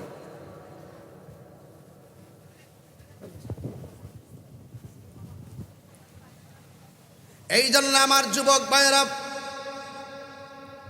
আল্লাহর হাবিব মেরাজের মধ্যে গিয়েছেন।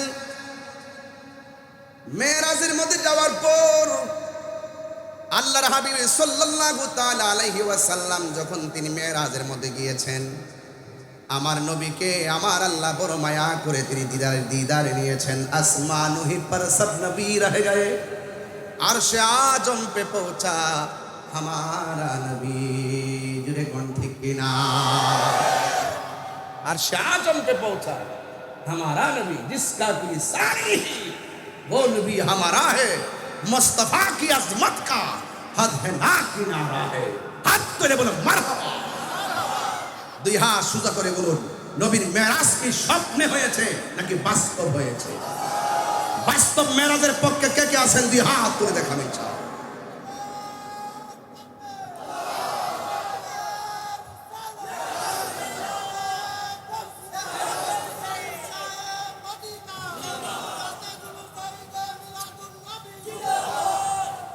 আলহামদুলিল্লাহ বলেন। আমরা সেই নবীর উম্মত, যেই নবী আমার আল্লাহকে চোখকে চক্ষু মুবারকে দেখেছেন, ঠিক কিনা? এই জন্য আমার যুবক ভাইয়েরা, আমার বন্ধুগণ, এবার আমার নবীকে আমার আল্লাহ যখন মেরাজের মধ্যে নিয়েছেন, যাইতে যাইতে আমার আল্লাহ রাব্বুল আলামিন হাবিব এমন একটা জায়গায় গেলেন যেই জায়গার মধ্যে কোনো নবী যেতে পারে নাই রে বাবা। ওই জায়গার মধ্যে আমার নবীর সশরীর মুবারকে গিয়েছেন। আল্লাহর হাবিব সেই জায়গায় যাওয়ার পরে নবীজিকে এত সুন্দর জায়গা দেখানো হয়েছে, সেই জায়গা দেখে আমার নবী আনন্দিত হতে পারেন নাই। আমার নবী চোখের পানি মোবারক ছেড়ে ছেড়ে কান্না শুরু করলেন। আপনারা জবান খুলে বলেন, আমার নবী কেঁদেছেন। আমরা নবীর জন্য ভালোবাসায় কাঁদতে চাই কি চাই না?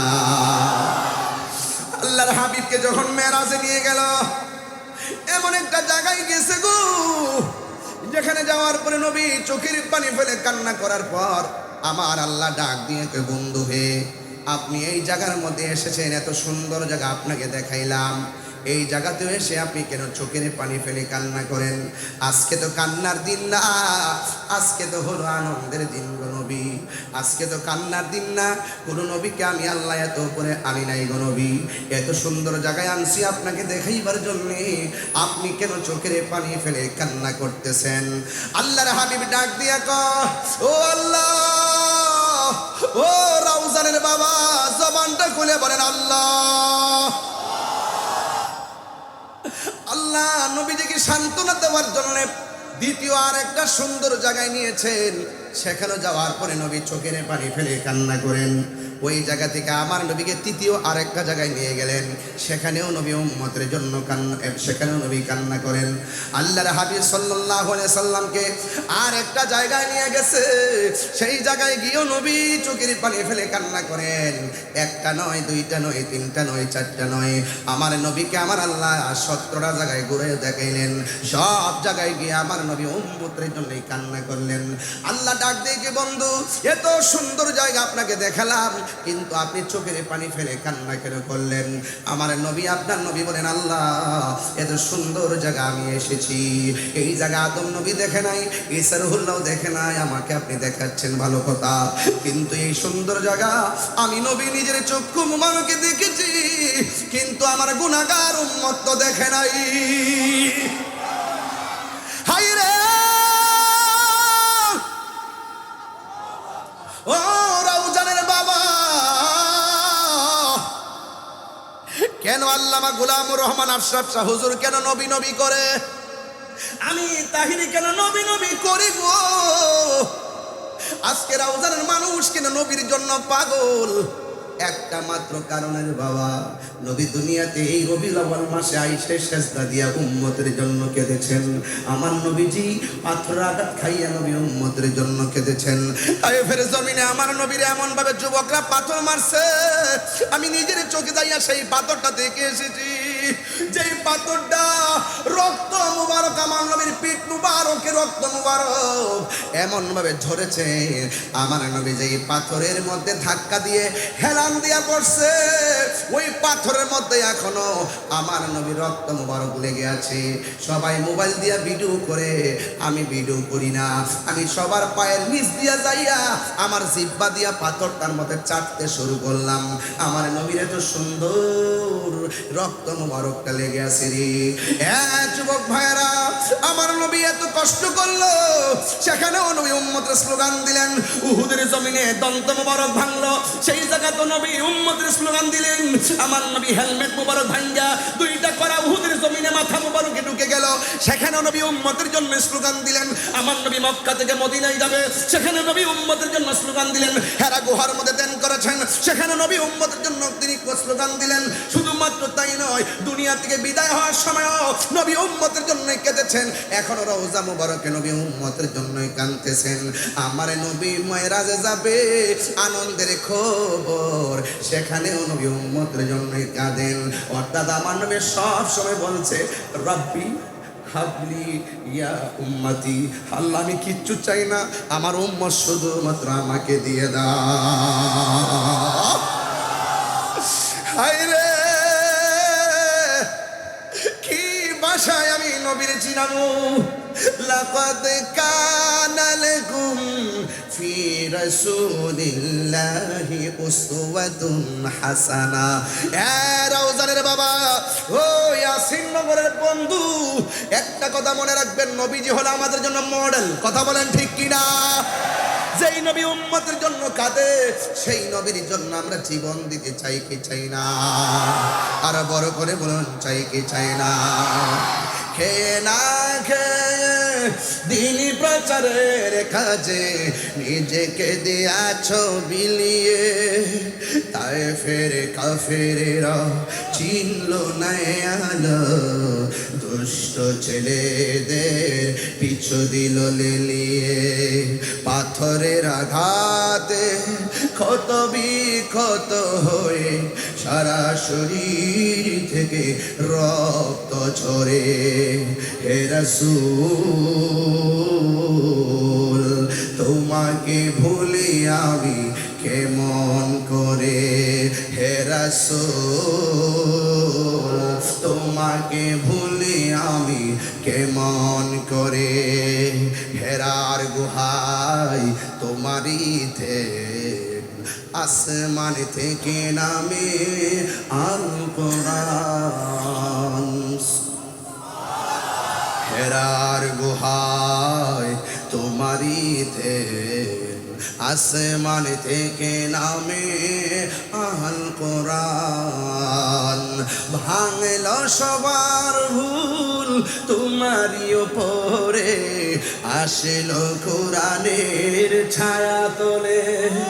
খালিদ, ওমর, আলী, আবু বকর ইসলামী ঝান্ডা নীল যে তুলে। আল আমিন তুমি ছিলে চিরদিন সকল মানুষের তরে। হে রাসূল, তোমাকে ভুলে আমি কেমন করে? হে রাসূল, তোমাকে ভুলে আমি কেমন করে? হাজারো ব্যথা বেদনার পরে ফিরে আসনি তুমি আপন ঘরে। দিনের আলো তুমি ছড়িয়ে দিতে চলে গেছো মদিনায় মক্কা ছেড়ে। হে রাসূল,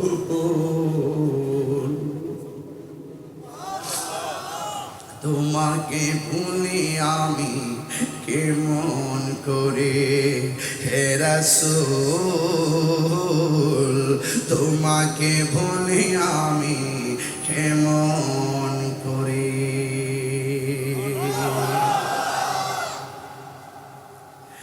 এ বন্ধু, এখনো নবী রওজার ভিতরে সেজদায় পড়ে কান্দে। কথা বলেন ঠিক কিনা বলেন? বান্দা যখন নামাজে দাঁড়ায় যায়, আমার নবী খুশি হয়ে যায়। বান্দা যখন নামাজের টাইমে রাস্তাঘাটে ক্যারাম বোর্ড খেলে, বান্দা যখন নামাজের টাইমে রাস্তায় আড্ডা মারে, আমার নবী বড় কষ্ট পায়। কথা বলেন ঠিক কিনা? আমরা নবীর কষ্ট দিতে চাই না। আমরা নেক আমল করলে আমার নবী বড় প্রাউড ফিল করে। এই জন্য নবীর কাঁদানো যাবে না। আমার নবীকে আল্লাহ 17টা জায়গায় ঘুরায়া, ঘুরানোর পর আমার নবী ডাক দিয়ে কয় আল্লাহ। জবানটা খুলে বলো আল্লাহ, আর মায়ার সুরে বলি আল্লাহ। আমি এত সুন্দর জায়গা দেখলাম, কিন্তু আমার উম্মত তো এত সুন্দর জায়গা দেখে নাই।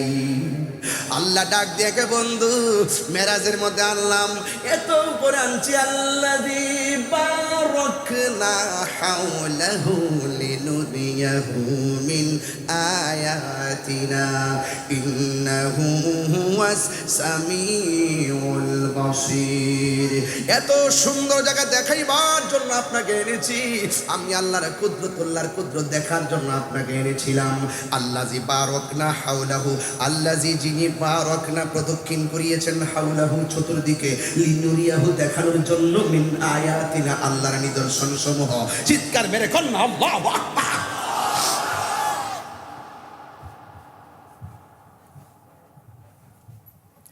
সময় বড় অল্প, আর বেশি লম্বা চূড়া করতে পারতেছি না। এরপরও আমি বলে দিয়ে যাই, আমাকে চট্টগ্রামকে 10টায় মাইক ধরা লাগবে। এরপর আপনাদের মায়ায় পরে সময়টা বেড়ে যাচ্ছে, কষ্ট নিবেন না রে বাবা। তবে একটা কথা বলতে চাই, আমার নবীর মেয়েরাজ কি স্বপ্নে নাকি বাস্তব? অনেকের মুখ বন্ধ, আরো জোরে বলুন, আরো বড় করে বলুন। হায় হায়, যারা বলে নবীর মেরাজ নাকি স্বপ্নে হইছে, এদের ঈমান গেছে, জীবনও গেছে। কথা কান ঠিক কিনা? আল্লাহ ডাক দিয়া বলে, বন্ধু হ্যাঁ আমার, হে বন্ধু, আপনাকে আমি 17টা জায়গা ঘুরাইয়া দেখাইছি। সব জায়গায় গিয়ে আপনি উম্মতকে স্মরণ করেছেন। আমি আপনাকে বলে দেই, এই মেসেজটা আপনার উম্মতের কাছে ডেলিভারি দিবেন কয় কি? ডাক দিয়া বলে, বন্ধু হ্যাঁ আমার, আপনি 17টা জায়গায় এসে উম্মতকে স্মরণ করেছেন।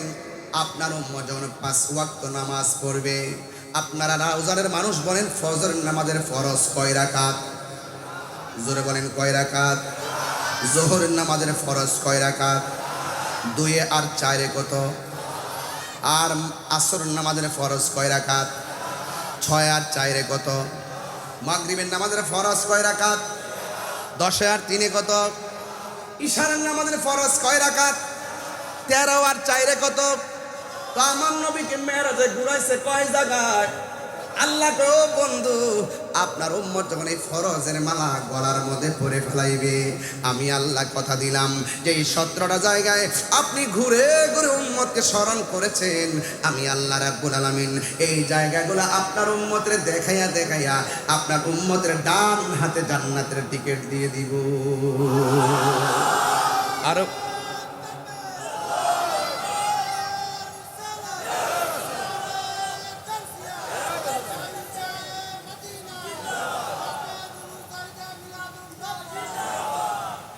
এই জন্য আমার বন্ধু, নামাজের দরকার আছে না নাই? আমার মা বোনদেরকে বলবো, মা এখনো সময় আছে, নামাজে দাঁড়িয়ে যান। আপনি যখন আবাদা হবেন, আপনি যখন সালেহা হবেন, আপনি যখন কানেতা হবেন, আপনি যখন জাহেদা হবেন, আপনি যখন সাদেকা হবেন, আপনি যখন সাবেরা হবেন, পেটের ভিতরে যখন আল্লাহ আপনাকে বাচ্চা দিবে, আপনার রিয়াজতের কারণে আপনার সন্তানটা সাধারণ সন্তান হয়ে ডেলিভারি হবে না, আপনার সন্তানটা বাইরে বুস্তামির মতন আল্লাহর ওলি হইয়া দুনিয়াতে আসবে। কথা বলেন ঠিক কিনা? মা ঠিক থাকলে সন্তান ঠিক হবে। কথা বলেন ঠিক কিনা? এই জন্য সন্তান পেটের মধ্যে নিয়ে স্টার জলসা চলবে না, সন্তান পেটের মধ্যে নিয়ে টেলিভিশন চ্যানেল চলবে না, সন্তান পেটের মধ্যে নিয়ে ছায়া ছবি চলবে না, সন্তান পেটের মধ্যে নিয়ে ওই মোবাইলের ভিতরে সিরিয়াল চলবে না, সন্তান পেটের মধ্যে নিয়ে স্বামী স্ত্রীর ঝগড়া চলবে না, সন্তান পেটের মধ্যে নিয়ে কোরআন তেলাওয়াত করবেন। কোরআন তেলাওয়াত যখন করবেন, ওই কোরআন তেলাওয়াতের নূর আমার আল্লাহ আপনার সন্তানের সিনার মধ্যে ঢেলে দিবে। কথা বলেন ঠিক কিনা? এই জন্য মা আপনাকে পায়ে ধরে বলে দিয়ে যায়, আজকের মাহফিলটাকে উড়িয়ে ফেলে দিবেন না, আজকের মাহফিল থেকে কিছু আমল করার চেষ্টা করবেন। আফদালুল ইবাদাতুস সালাত, সর্বোত্তম ইবাদত হলো নামাজ।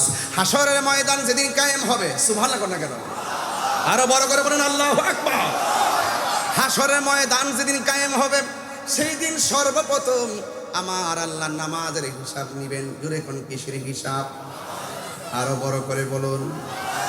আমার নবী বলেন, আমি যখন মেরাজের মধ্যে গিয়েছি, মেরাজের মধ্যে যাওয়ার পরে আমি দেখলাম কবর আযাব বড় ভয়ঙ্কর। আমি দেখেছি কবর ভিতরে আল্লাহ রাব্বুল আলামিন বেনামাজিকে আমার আল্লাহ অনেক ভয়ঙ্কর 3টা শাস্তি দিবেন। বেনামাজির শাস্তি কবরের মধ্যে আছে না নাই? কবর আযাব কি সত্য না মিথ্যা? ইস্তানজিহু আনিল বাউলি ফাইন্নাহু আম্মাতু আযাবিল কবর। কবরের মধ্যে ম্যাক্সিমাম আযাব হবে প্রস্রাব করে ঢিলা কোনো ব্যবহার করার না করার কারণে। কথা বলেন ঠিক না? এই জন্য আল্লাহর হাবিব বলেন, আমি নবী যখন মেরাজের মধ্যে গিয়েছি, আমাকে আল্লাহ অনেকগুলো আযাব দেখাইছেন, অনেকগুলো বিপদ দেখাইছেন। আমি দেখলাম সবচাইতে ভয়ঙ্কর আযাব হলো কবরের আযাব। শুধুমাত্র আযাব নয়, এই কবরের ভিতরে মানুষকে আমার আল্লাহ একটা কারণে তিনটা শাস্তি দিবে। একটা কারণ কি কয়ে, যারা বেনামাজি ছিল, যারা জান্না শূন্য নামাজের ব্যাপারে উদাসীন ছিল, ওই সমস্ত উদাসীন নামাজিদের জন্য আমার আল্লাহ বলতেছেন, ওই নামাজিরা যারা লোক দেখানো নামাজ পড়ছে, ফাওয়াইলুল লিল মুসাল্লিন, ওই মুসল্লিরা নামাজ পড়েও দোজখে যাবে। যারা মুনাফিকি করে, মুনাফিকদের নামাজ আল্লাহ কবুল করবেন না। এই জন্য আমার নবী, আপনার নবী বলেন, আমি যখন মেরাজে গিয়েছি, মেরাজে যাওয়ার সময় দেখলাম কবরের মধ্যে আযাব বড় ভয়ঙ্কর। এই কবর হলো আখিরাতের প্রথম মঞ্জিল, এই কবর হলো আখিরাতের প্রথম মঞ্জিল। বন্ধুরে আমার, ও যুবক ভাইরা, আমার নবী বলেন, বেনামাজের কবরে তিনটা শাস্তির মধ্যে প্রথম শাস্তি কোনটা জানোনি? ওই সেটা বড় ভয়ঙ্কর শাস্তি। এই শাস্তিটা সয়ে নেওয়ার মতন পিলার দুনিয়াতে নাই। কবরে ভয়ঙ্কর একটা আযাব হবে। এটা হলো কবরের মাটির চাপা। ডান পাশের মাটি ডান প্রান্তে চলে যাবে, বাম পাশের মাটি বাম প্রান্তে চলে যাবে। ও যুবক, খেলতে খেলতে নামাজ ছাইরা দিছেন, অথচ যৌবনকালে যদি আপনি নামাজটা পড়তেন, আল্লাহর হাবিব বলেন, হাসরের ময়দান যিনি কায়েম হবে, 7 প্রকারের মানুষকে আমার আল্লাহ আরশের নিচে ছায়া দিবেন। এর মধ্যে এক শ্রেণী হলো যারা যৌবনকালে ইবাদত বেশি করে। এই জন্য যৌবন যার যুদ্ধে যাওয়ার সময় তার, এই জন্য এই সময়টারে যুবক তুমি কাজে লাগাও। হাসতে হাসতে শুধুমাত্র মোবাইল মোবাইল করতে করতে জীবনটারে ধ্বংস করে দিয়েন না। আমার নবী, আপনার নবী বলেন, বেনামাজিকে কবরে প্রথম শাস্তি যেটা দিবে সেইটা বড় ভয়ঙ্কর শাস্তি। 1 নম্বর, ডান পাশের মাটি পৃথিবীর এক প্রান্তে চলে যাবে, বাম পাশের মাটি আরেক প্রান্তে চলে যাবে। 2 পাশের মাটি আইসা এমন জোরে তোমার মাটি চাপা মারবে বাহাবা, ডান পাশের হাড্ডিগুলা বাম পাশের হাড্ডির ভিতরে ঢুকে যাবে, বাম পাশের হাড্ডিগুলা ডান পাশের হাড্ডির ভিতরে ঢুকে যাবে। যখন তোমাকে মাটিটা চাপা দিয়ে একেবারে শরীরটারে গুঁড়া বানায় ফেলবে, তখন তুমি কবরের মধ্যে আল্লাহর ডাক দিবেন এভাবে, আল্লাহ, আর সহ্য হয় না, আর পারি না। বেনামাজি হইয়া কবরে আসতে যদি এমন ভাবে শাস্তি হবে, জীবনে কোনোদিন নামাজ ছাড়তাম না, আল্লাহ আবার দুনিয়াতে পাঠাও না। আল্লাহ কই, কাইফা তাকফুরুনা বিল্লাহি ওয়া কুনতুম আমওয়াতান ফাআহইয়াকুম সুম্মা ইউমীতুকুম সুম্মা ইউহয়ীকুম সুম্মা ইলাইহি তুরজাউন। আল্লাহ বলে, ও বান্দা, তুই ছিলি নির্জীব, আমি তোরে সজীব করেছি। তুই ছিলে মুর্দা, আমি তোরে জীবন দিয়েছি। এরপর জীবন দেওয়ার পরে তুই দুনিয়ায় অনেক কিছু হয়েছিস। তোরে আমি বিভিন্ন মালের মালিক বানাইয়া একটা থাবা দিয়ে যখন তোরে নিয়ে আসলাম, আসার পরে আবার জীবন দিলাম। তুমি মনে কইরো না আগের দিনে ফিরে যাইতে পারবা। তুমি মনে কইরো না তোমার আর কবরে মরণ হবে না, না না, আর তোমার মরণ হবে না। তোমাকে সুম্মা ইলাইহি তুরজাউন, আমি আল্লাহর দিকে ফিরে এসেছো, আর কোথাও যাওয়া যাবে না। এই কবর হলো আখিরাতের প্রথম মঞ্জিল। এই কবর আযাব কেউ সহ্য করতে পারবে না। এবার বেনামাজের কবরে 2টা মাটি তোমার চাপা দিয়ে হাড্ডি গুঁড়া বানাইবো। 2 নম্বর শাস্তি হলো এই কবরের ভিতরে জাহান্নামের আগুন দিয়ে দেওয়া হবে। আগুনের উত্তাপ লেগে যাবে। রাউজানে আগুন লাগলে ফায়ার সার্ভিস এসে আগুন নিভাবে, ইয়াসিন নগরে আগুন লাগলে এই সমাজের মানুষ এসে আগুন নিভাবে। কিন্তু বাড়ির পাশে গুরুস্থান, ওই গুরুস্থানে আপনার বাবা এতিম হয়ে শুয়ে রয়েছে, আপনার মা এতিম হয়ে শুয়ে রয়েছে, আপনার দাদা এতিম হয়ে শুয়ে রয়েছে গো। এত মানুষ দুনিয়াতে দেখি, কিন্তু আমার বাবার মতো লাগে না। এই ঘরের তলির যদি ছিদ্র হয়ে যায়, আজকে মনে হয় ওয়াটার প্রুফ করছেন উপরে বৃষ্টি যেন না পড়ে, কিন্তু কবরে ছিদ্র দিয়া ইচ্ছে মতো কবরে পানি ঢুকতেছে, নিষ্কাশনের সুযোগ নাই। এই কবরের ভিতরে হাড্ডিগুলা বাসতেছে রে বাবা। একটা মানুষ যখন কবরে যায় 3 দিন পরে কি হয় জানেননি? ওই 3 দিন পরে নাকটা পচে যায়, ভিতরে পোকাগুলো নাক দিয়া প্রথম বের হয়ে অন্যান্য দুনিয়ার পোকামাকড় লোককে খবর দেয়, আয় আয় খাবার আসছে। সব পোকামাকড় লাইন ধরে আসে, নাক থেকে আপনার বডিটা খাওয়া শুরু করে। 3 দিন পরে নাকটা পচে যায়, 6 দিন পরে আঙ্গুলের নখগুলো খুলে খুলে পড়ে যায়, 9 দিন পরে মাথার চুলগুলো পড়ে যায়। ও যুবকের দল, 17 দিন পরে আপনার চোখটা ফেটে যায়। এরপরে আপনার 26 দিন পরে আপনার পেটের মধ্যে যে হুজুরি আছে এইগুলো ফুটে আপনার ডিসমিস হয়ে যায়। এরপরে দিন যত যায় তারপরে দেখবেন আপনার হাড্ডি থেকে গোশতগুলো খুলে যায়, এরপরে আপনার হাড্ডিগুলো খুলে যায়। 60 বছর পরে, কয় বছর বললাম? 60 বছর পর্যন্ত আপনার কবরের ভিতরে হাড্ডিগুলা বিছায়া বিছায়া পড়ে থাকবে। দেখবেন অনেক কবর করতে গেলে দেখবেন ওই যে মাথাটা পায়, নাহলে হাড্ডিগুলা পায়। 60 বছর পরে এই হাড্ডিগুলো আর হাড্ডি থাকবে না, একদম মাটির সঙ্গে পোকামাকড় জীর্ণ শীর্ণ করে আপনাকে একদম মিশাইয়া ফেলবে। এই জন্য ফুলের সৌরভ, মানুষের গৌরব চিরদিন থাকে না। লা তামশি ফিল আরদি মারাহা। একবার নেপালের দিকে তাকায়া দেখো, কিছু কিছু মানুষকে দেখলাম সব রাজপ্রাসাদ ফালাইয়া হেলিকপ্টার দিয়ে পালাইয়া যাইতেছে। যুবক তাকায়া দেখো ঘটনাটা কি? ঘটনা হলো এটাই, আজকে মানুষ মানুষের সঙ্গে যদি ভালোবাসা রাখেন, সেই মানুষ আপনাকে ফুলের মালা দিবে। আর যদি আপনার ভিতরে প্রতিহিংসার জন্ম নেয়, এই প্রতিহিংসার কারণে অনেক সময় আপনার যা অর্জন করছেন সব মাটির সঙ্গে মিশে যায়। কথা বলেন ঠিক কিনা? এই জন্য আমি পায়ে ধরে বলে দিয়ে যাই, খবরদার, লা তামশি ফিল আরদি মারাহা। সবথেকে বড় পরিচয় হলো আমি ইমানদার হয়ে থাকতে চাই। কথা বলেন ঠিক কিনা? ক্ষমতায় কেউ আসবে কেউ যাবে, ডাজ নট ম্যাটার। একটা কথা মনে রাখবেন, এই দুনিয়া ছেড়ে চলে যেতে হবে, কিন্তু যাওয়ার আগে এমন একটা কাজ করে যান যেন মানুষ চলে যাওয়ার পরেও আপনার জন্য কবরে গেলে দোয়া করে, আমার মরণের কতদিন বাকি আমি জানিলাম না গো আল্লাহ, মরণের কতদিন বাকি, আমার মরণের কতদিন বাকি আমি জানিলাম না গো আল্লাহ, মরণের কতদিন বাকি। আর আজরাইল আসিয়া যখন হস্তে দিবা দড়ি, আজরাইল আসিয়া যখন হস্তে দিবা দড়ি, তখন আমার মনা ভাই করবালু কালু কি আমি জানিলাম না গো আল্লাহ, মরণের কতদিন বাকি। আর 40 দিনের আগে ভাইরে মৌতের নিশানি। হুজুর এখানে আছেন, 40 দিন আগেই মৌতের নিশানা শুরু হয়ে যায়। কিছু কিছু আলামত আছে, এই আলামতগুলো যখন বুঝবেন যে আপনার শুরু হয়ে গেছে, মনে রাখবেন যে কোনো মুহূর্তে আজরাইল আপনার ঘরের দরজায় হানা দিবে। কথা বলেন ঠিক কিনা? আরে 40 দিনের আগে ভাইরে মৌতের নিশানি, যেই জায়গা যার মরণ লেখা সেই জায়গা সে মরে আমি জানিলাম না গো আল্লাহ, মরণের কতদিন বাকি, আমার মরণের কতদিন বাকি আমি জানিলাম না গো আল্লাহ, মরণের কতদিন বাকি। আল্লাহ রাব্বুল আলামিন বলেন, ওয়ামা তাদরি নাফসুন বিআইয়ি আরদিন তামুত।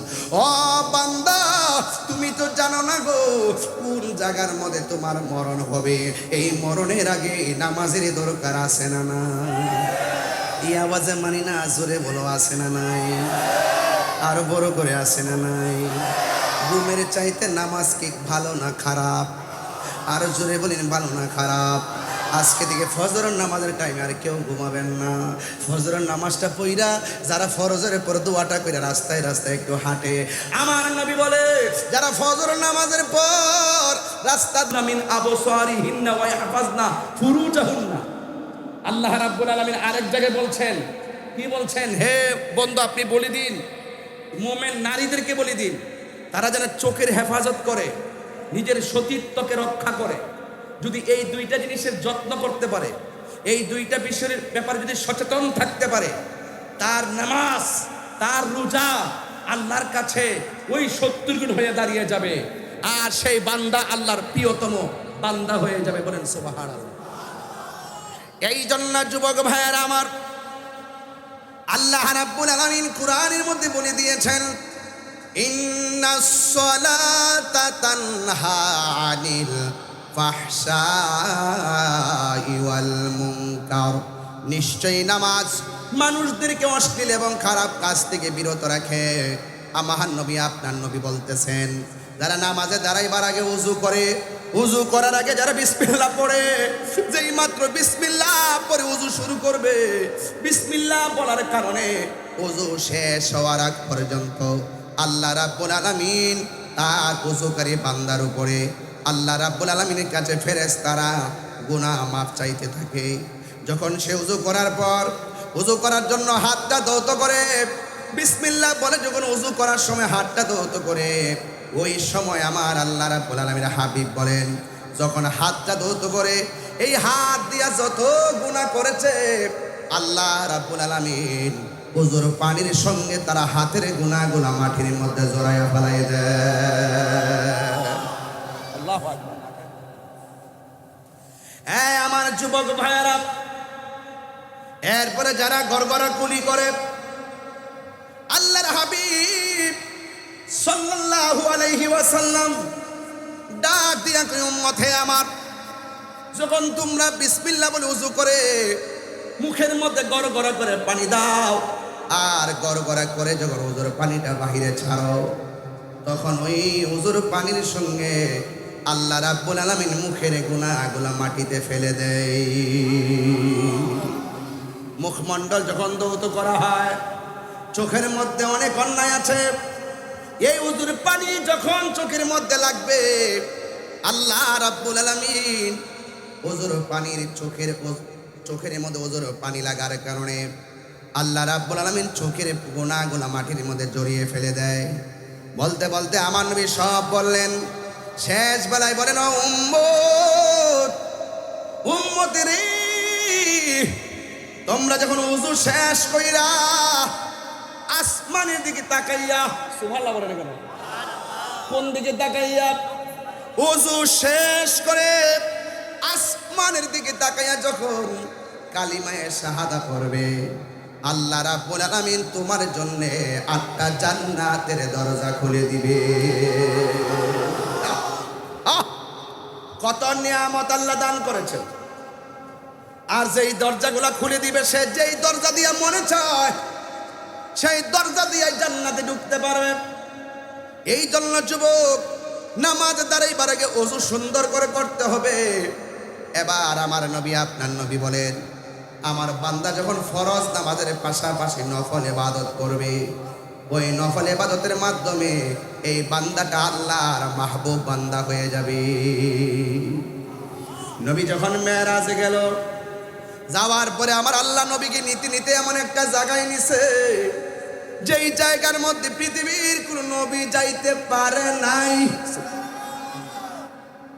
কোন নবী যাইতে, সাউন্ডটা একটু উঠাই দেন আপনারা, আপনাদের চিটাগাং আসলে আমার মাইকে ওয়াজ করতে সমস্যা হয়, আমি তো ওয়াজ করতে আসছি। টাইট করে রাখেন, সাউন্ডটা পাতলা করেন।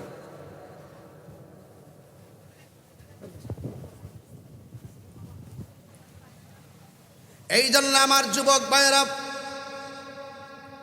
আল্লাহর হাবিব মেরাজের মধ্যে গিয়েছেন।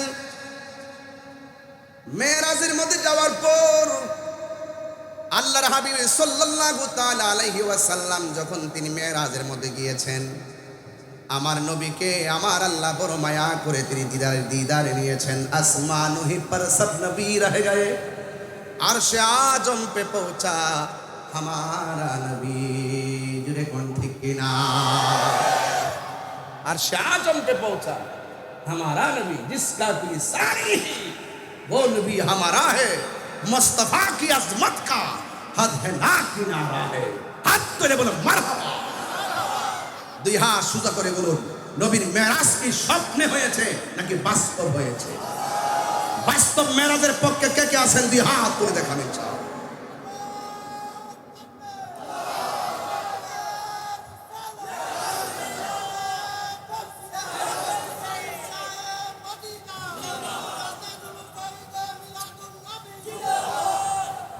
আলহামদুলিল্লাহ বলেন। আমরা সেই নবীর উম্মত, যেই নবী আমার আল্লাহকে চক্ষে চক্ষু মুবারকে দেখেছেন, ঠিক কিনা? এই জন্য আমার যুবক ভাইয়েরা, আমার বন্ধুগণ, এবার আমার নবীকে আমার আল্লাহ যখন মেরাজের মধ্যে নিয়েছেন, যাইতে যাইতে আমার আল্লাহ রাব্বুল আলামিন হাবিব এমন একটা জায়গায় গেলেন যেই জায়গার মধ্যে কোনো নবী যেতে পারে নাই রে বাবা। ওই জায়গার মধ্যে আমার নবীর সশরীর মুবারকে গিয়েছেন। আল্লাহর হাবিব সেই জায়গায় যাওয়ার পরে নবীজিকে এত সুন্দর জায়গা দেখানো হয়েছে, সেই জায়গা দেখে আমার নবী আনন্দিত হতে পারেন নাই। আমার নবী চোখের পানি মোবারক ছেড়ে ছেড়ে কান্না শুরু করলেন। আপনারা জবান খুলে বলেন, আমার নবী কেঁদেছেন। আমরা নবীর জন্য ভালোবাসায় কাঁদতে চাই কি চাই না? আল্লাহর হাবিবকে যখন মেরাজে নিয়ে গেল, এমন একটা জায়গায় গেছে গো, যেখানে যাওয়ার পরে নবী চোখের পানি ফেলে কান্না করার পর আমার আল্লাহ ডাক দিয়েছে, বন্ধু হে, আপনি এই জায়গার মধ্যে এসেছেন, এত সুন্দর জায়গা আপনাকে দেখাইলাম, এই জায়গাতে এসে আপনি কেন চোখের পানি ফেলে কান্না করেন? আজকে তো কান্নার দিন না, আজকে তো হলো আনন্দের দিন গো নবী। আজকে তো কান্নার দিন না, কোনো নবীকে আমি আল্লাহ এত উপরে আনি নাই গো নবী। এত সুন্দর জায়গায় আনছি আপনাকে দেখাইবার জন্যে, আপনি কেন চোখের পানি ফেলে কান্না করতেছেন? আল্লাহর হাবিব ডাক দিয়া কয়, ও আল্লাহ, ও রাউজানের বাবা, জবানটা খুলে বলেন আল্লাহ। আল্লাহ নবীজিকে সান্ত্বনা দেওয়ার জন্য দ্বিতীয় আর একটা সুন্দর জায়গায় নিয়েছেন। সেখানে যাওয়ার পরে নবী চোখের পানি ফেলে কান্না করেন। ওই জায়গা থেকে আমার নবীকে তৃতীয় আরেকটা জায়গায় নিয়ে গেলেন, সেখানেও নবী উম্মতের জন্য সেখানেও নবী কান্না করেন। আল্লাহর হাবিব সাল্লাল্লাহু আলাইহি সাল্লামকে আর একটা জায়গায় নিয়ে গেছে, সেই জায়গায় গিয়েও নবী চোখের পানি ফেলে কান্না করেন। একটা নয়, দুইটা নয়, তিনটা নয়, চারটা নয়, আমার নবীকে আমার আল্লাহ 17টা জায়গায় ঘুরে দেখাইলেন। সব জায়গায় গিয়ে আমার নবী উম্মতের জন্যই কান্না করলেন। আল্লাহ ডাক দিয়ে, বন্ধু, এত সুন্দর জায়গা আপনাকে দেখালাম, কিন্তু আপনি চোখের পানি ফেলে কান্না কেন করলেন? আমার নবী, আপনার নবী বলেন, আল্লাহ, এত সুন্দর জায়গা আমি এসেছি, এই জায়গা আদম নবী দেখে নাই, ঈসা রুহুল্লাহ দেখে নাই, আমাকে আপনি দেখাচ্ছেন, ভালো কথা, কিন্তু এই সুন্দর জায়গা আমি নবী নিজের চক্ষু মুবারকে দেখেছি, কিন্তু আমার গুনাহগার উম্মত তো দেখে নাই।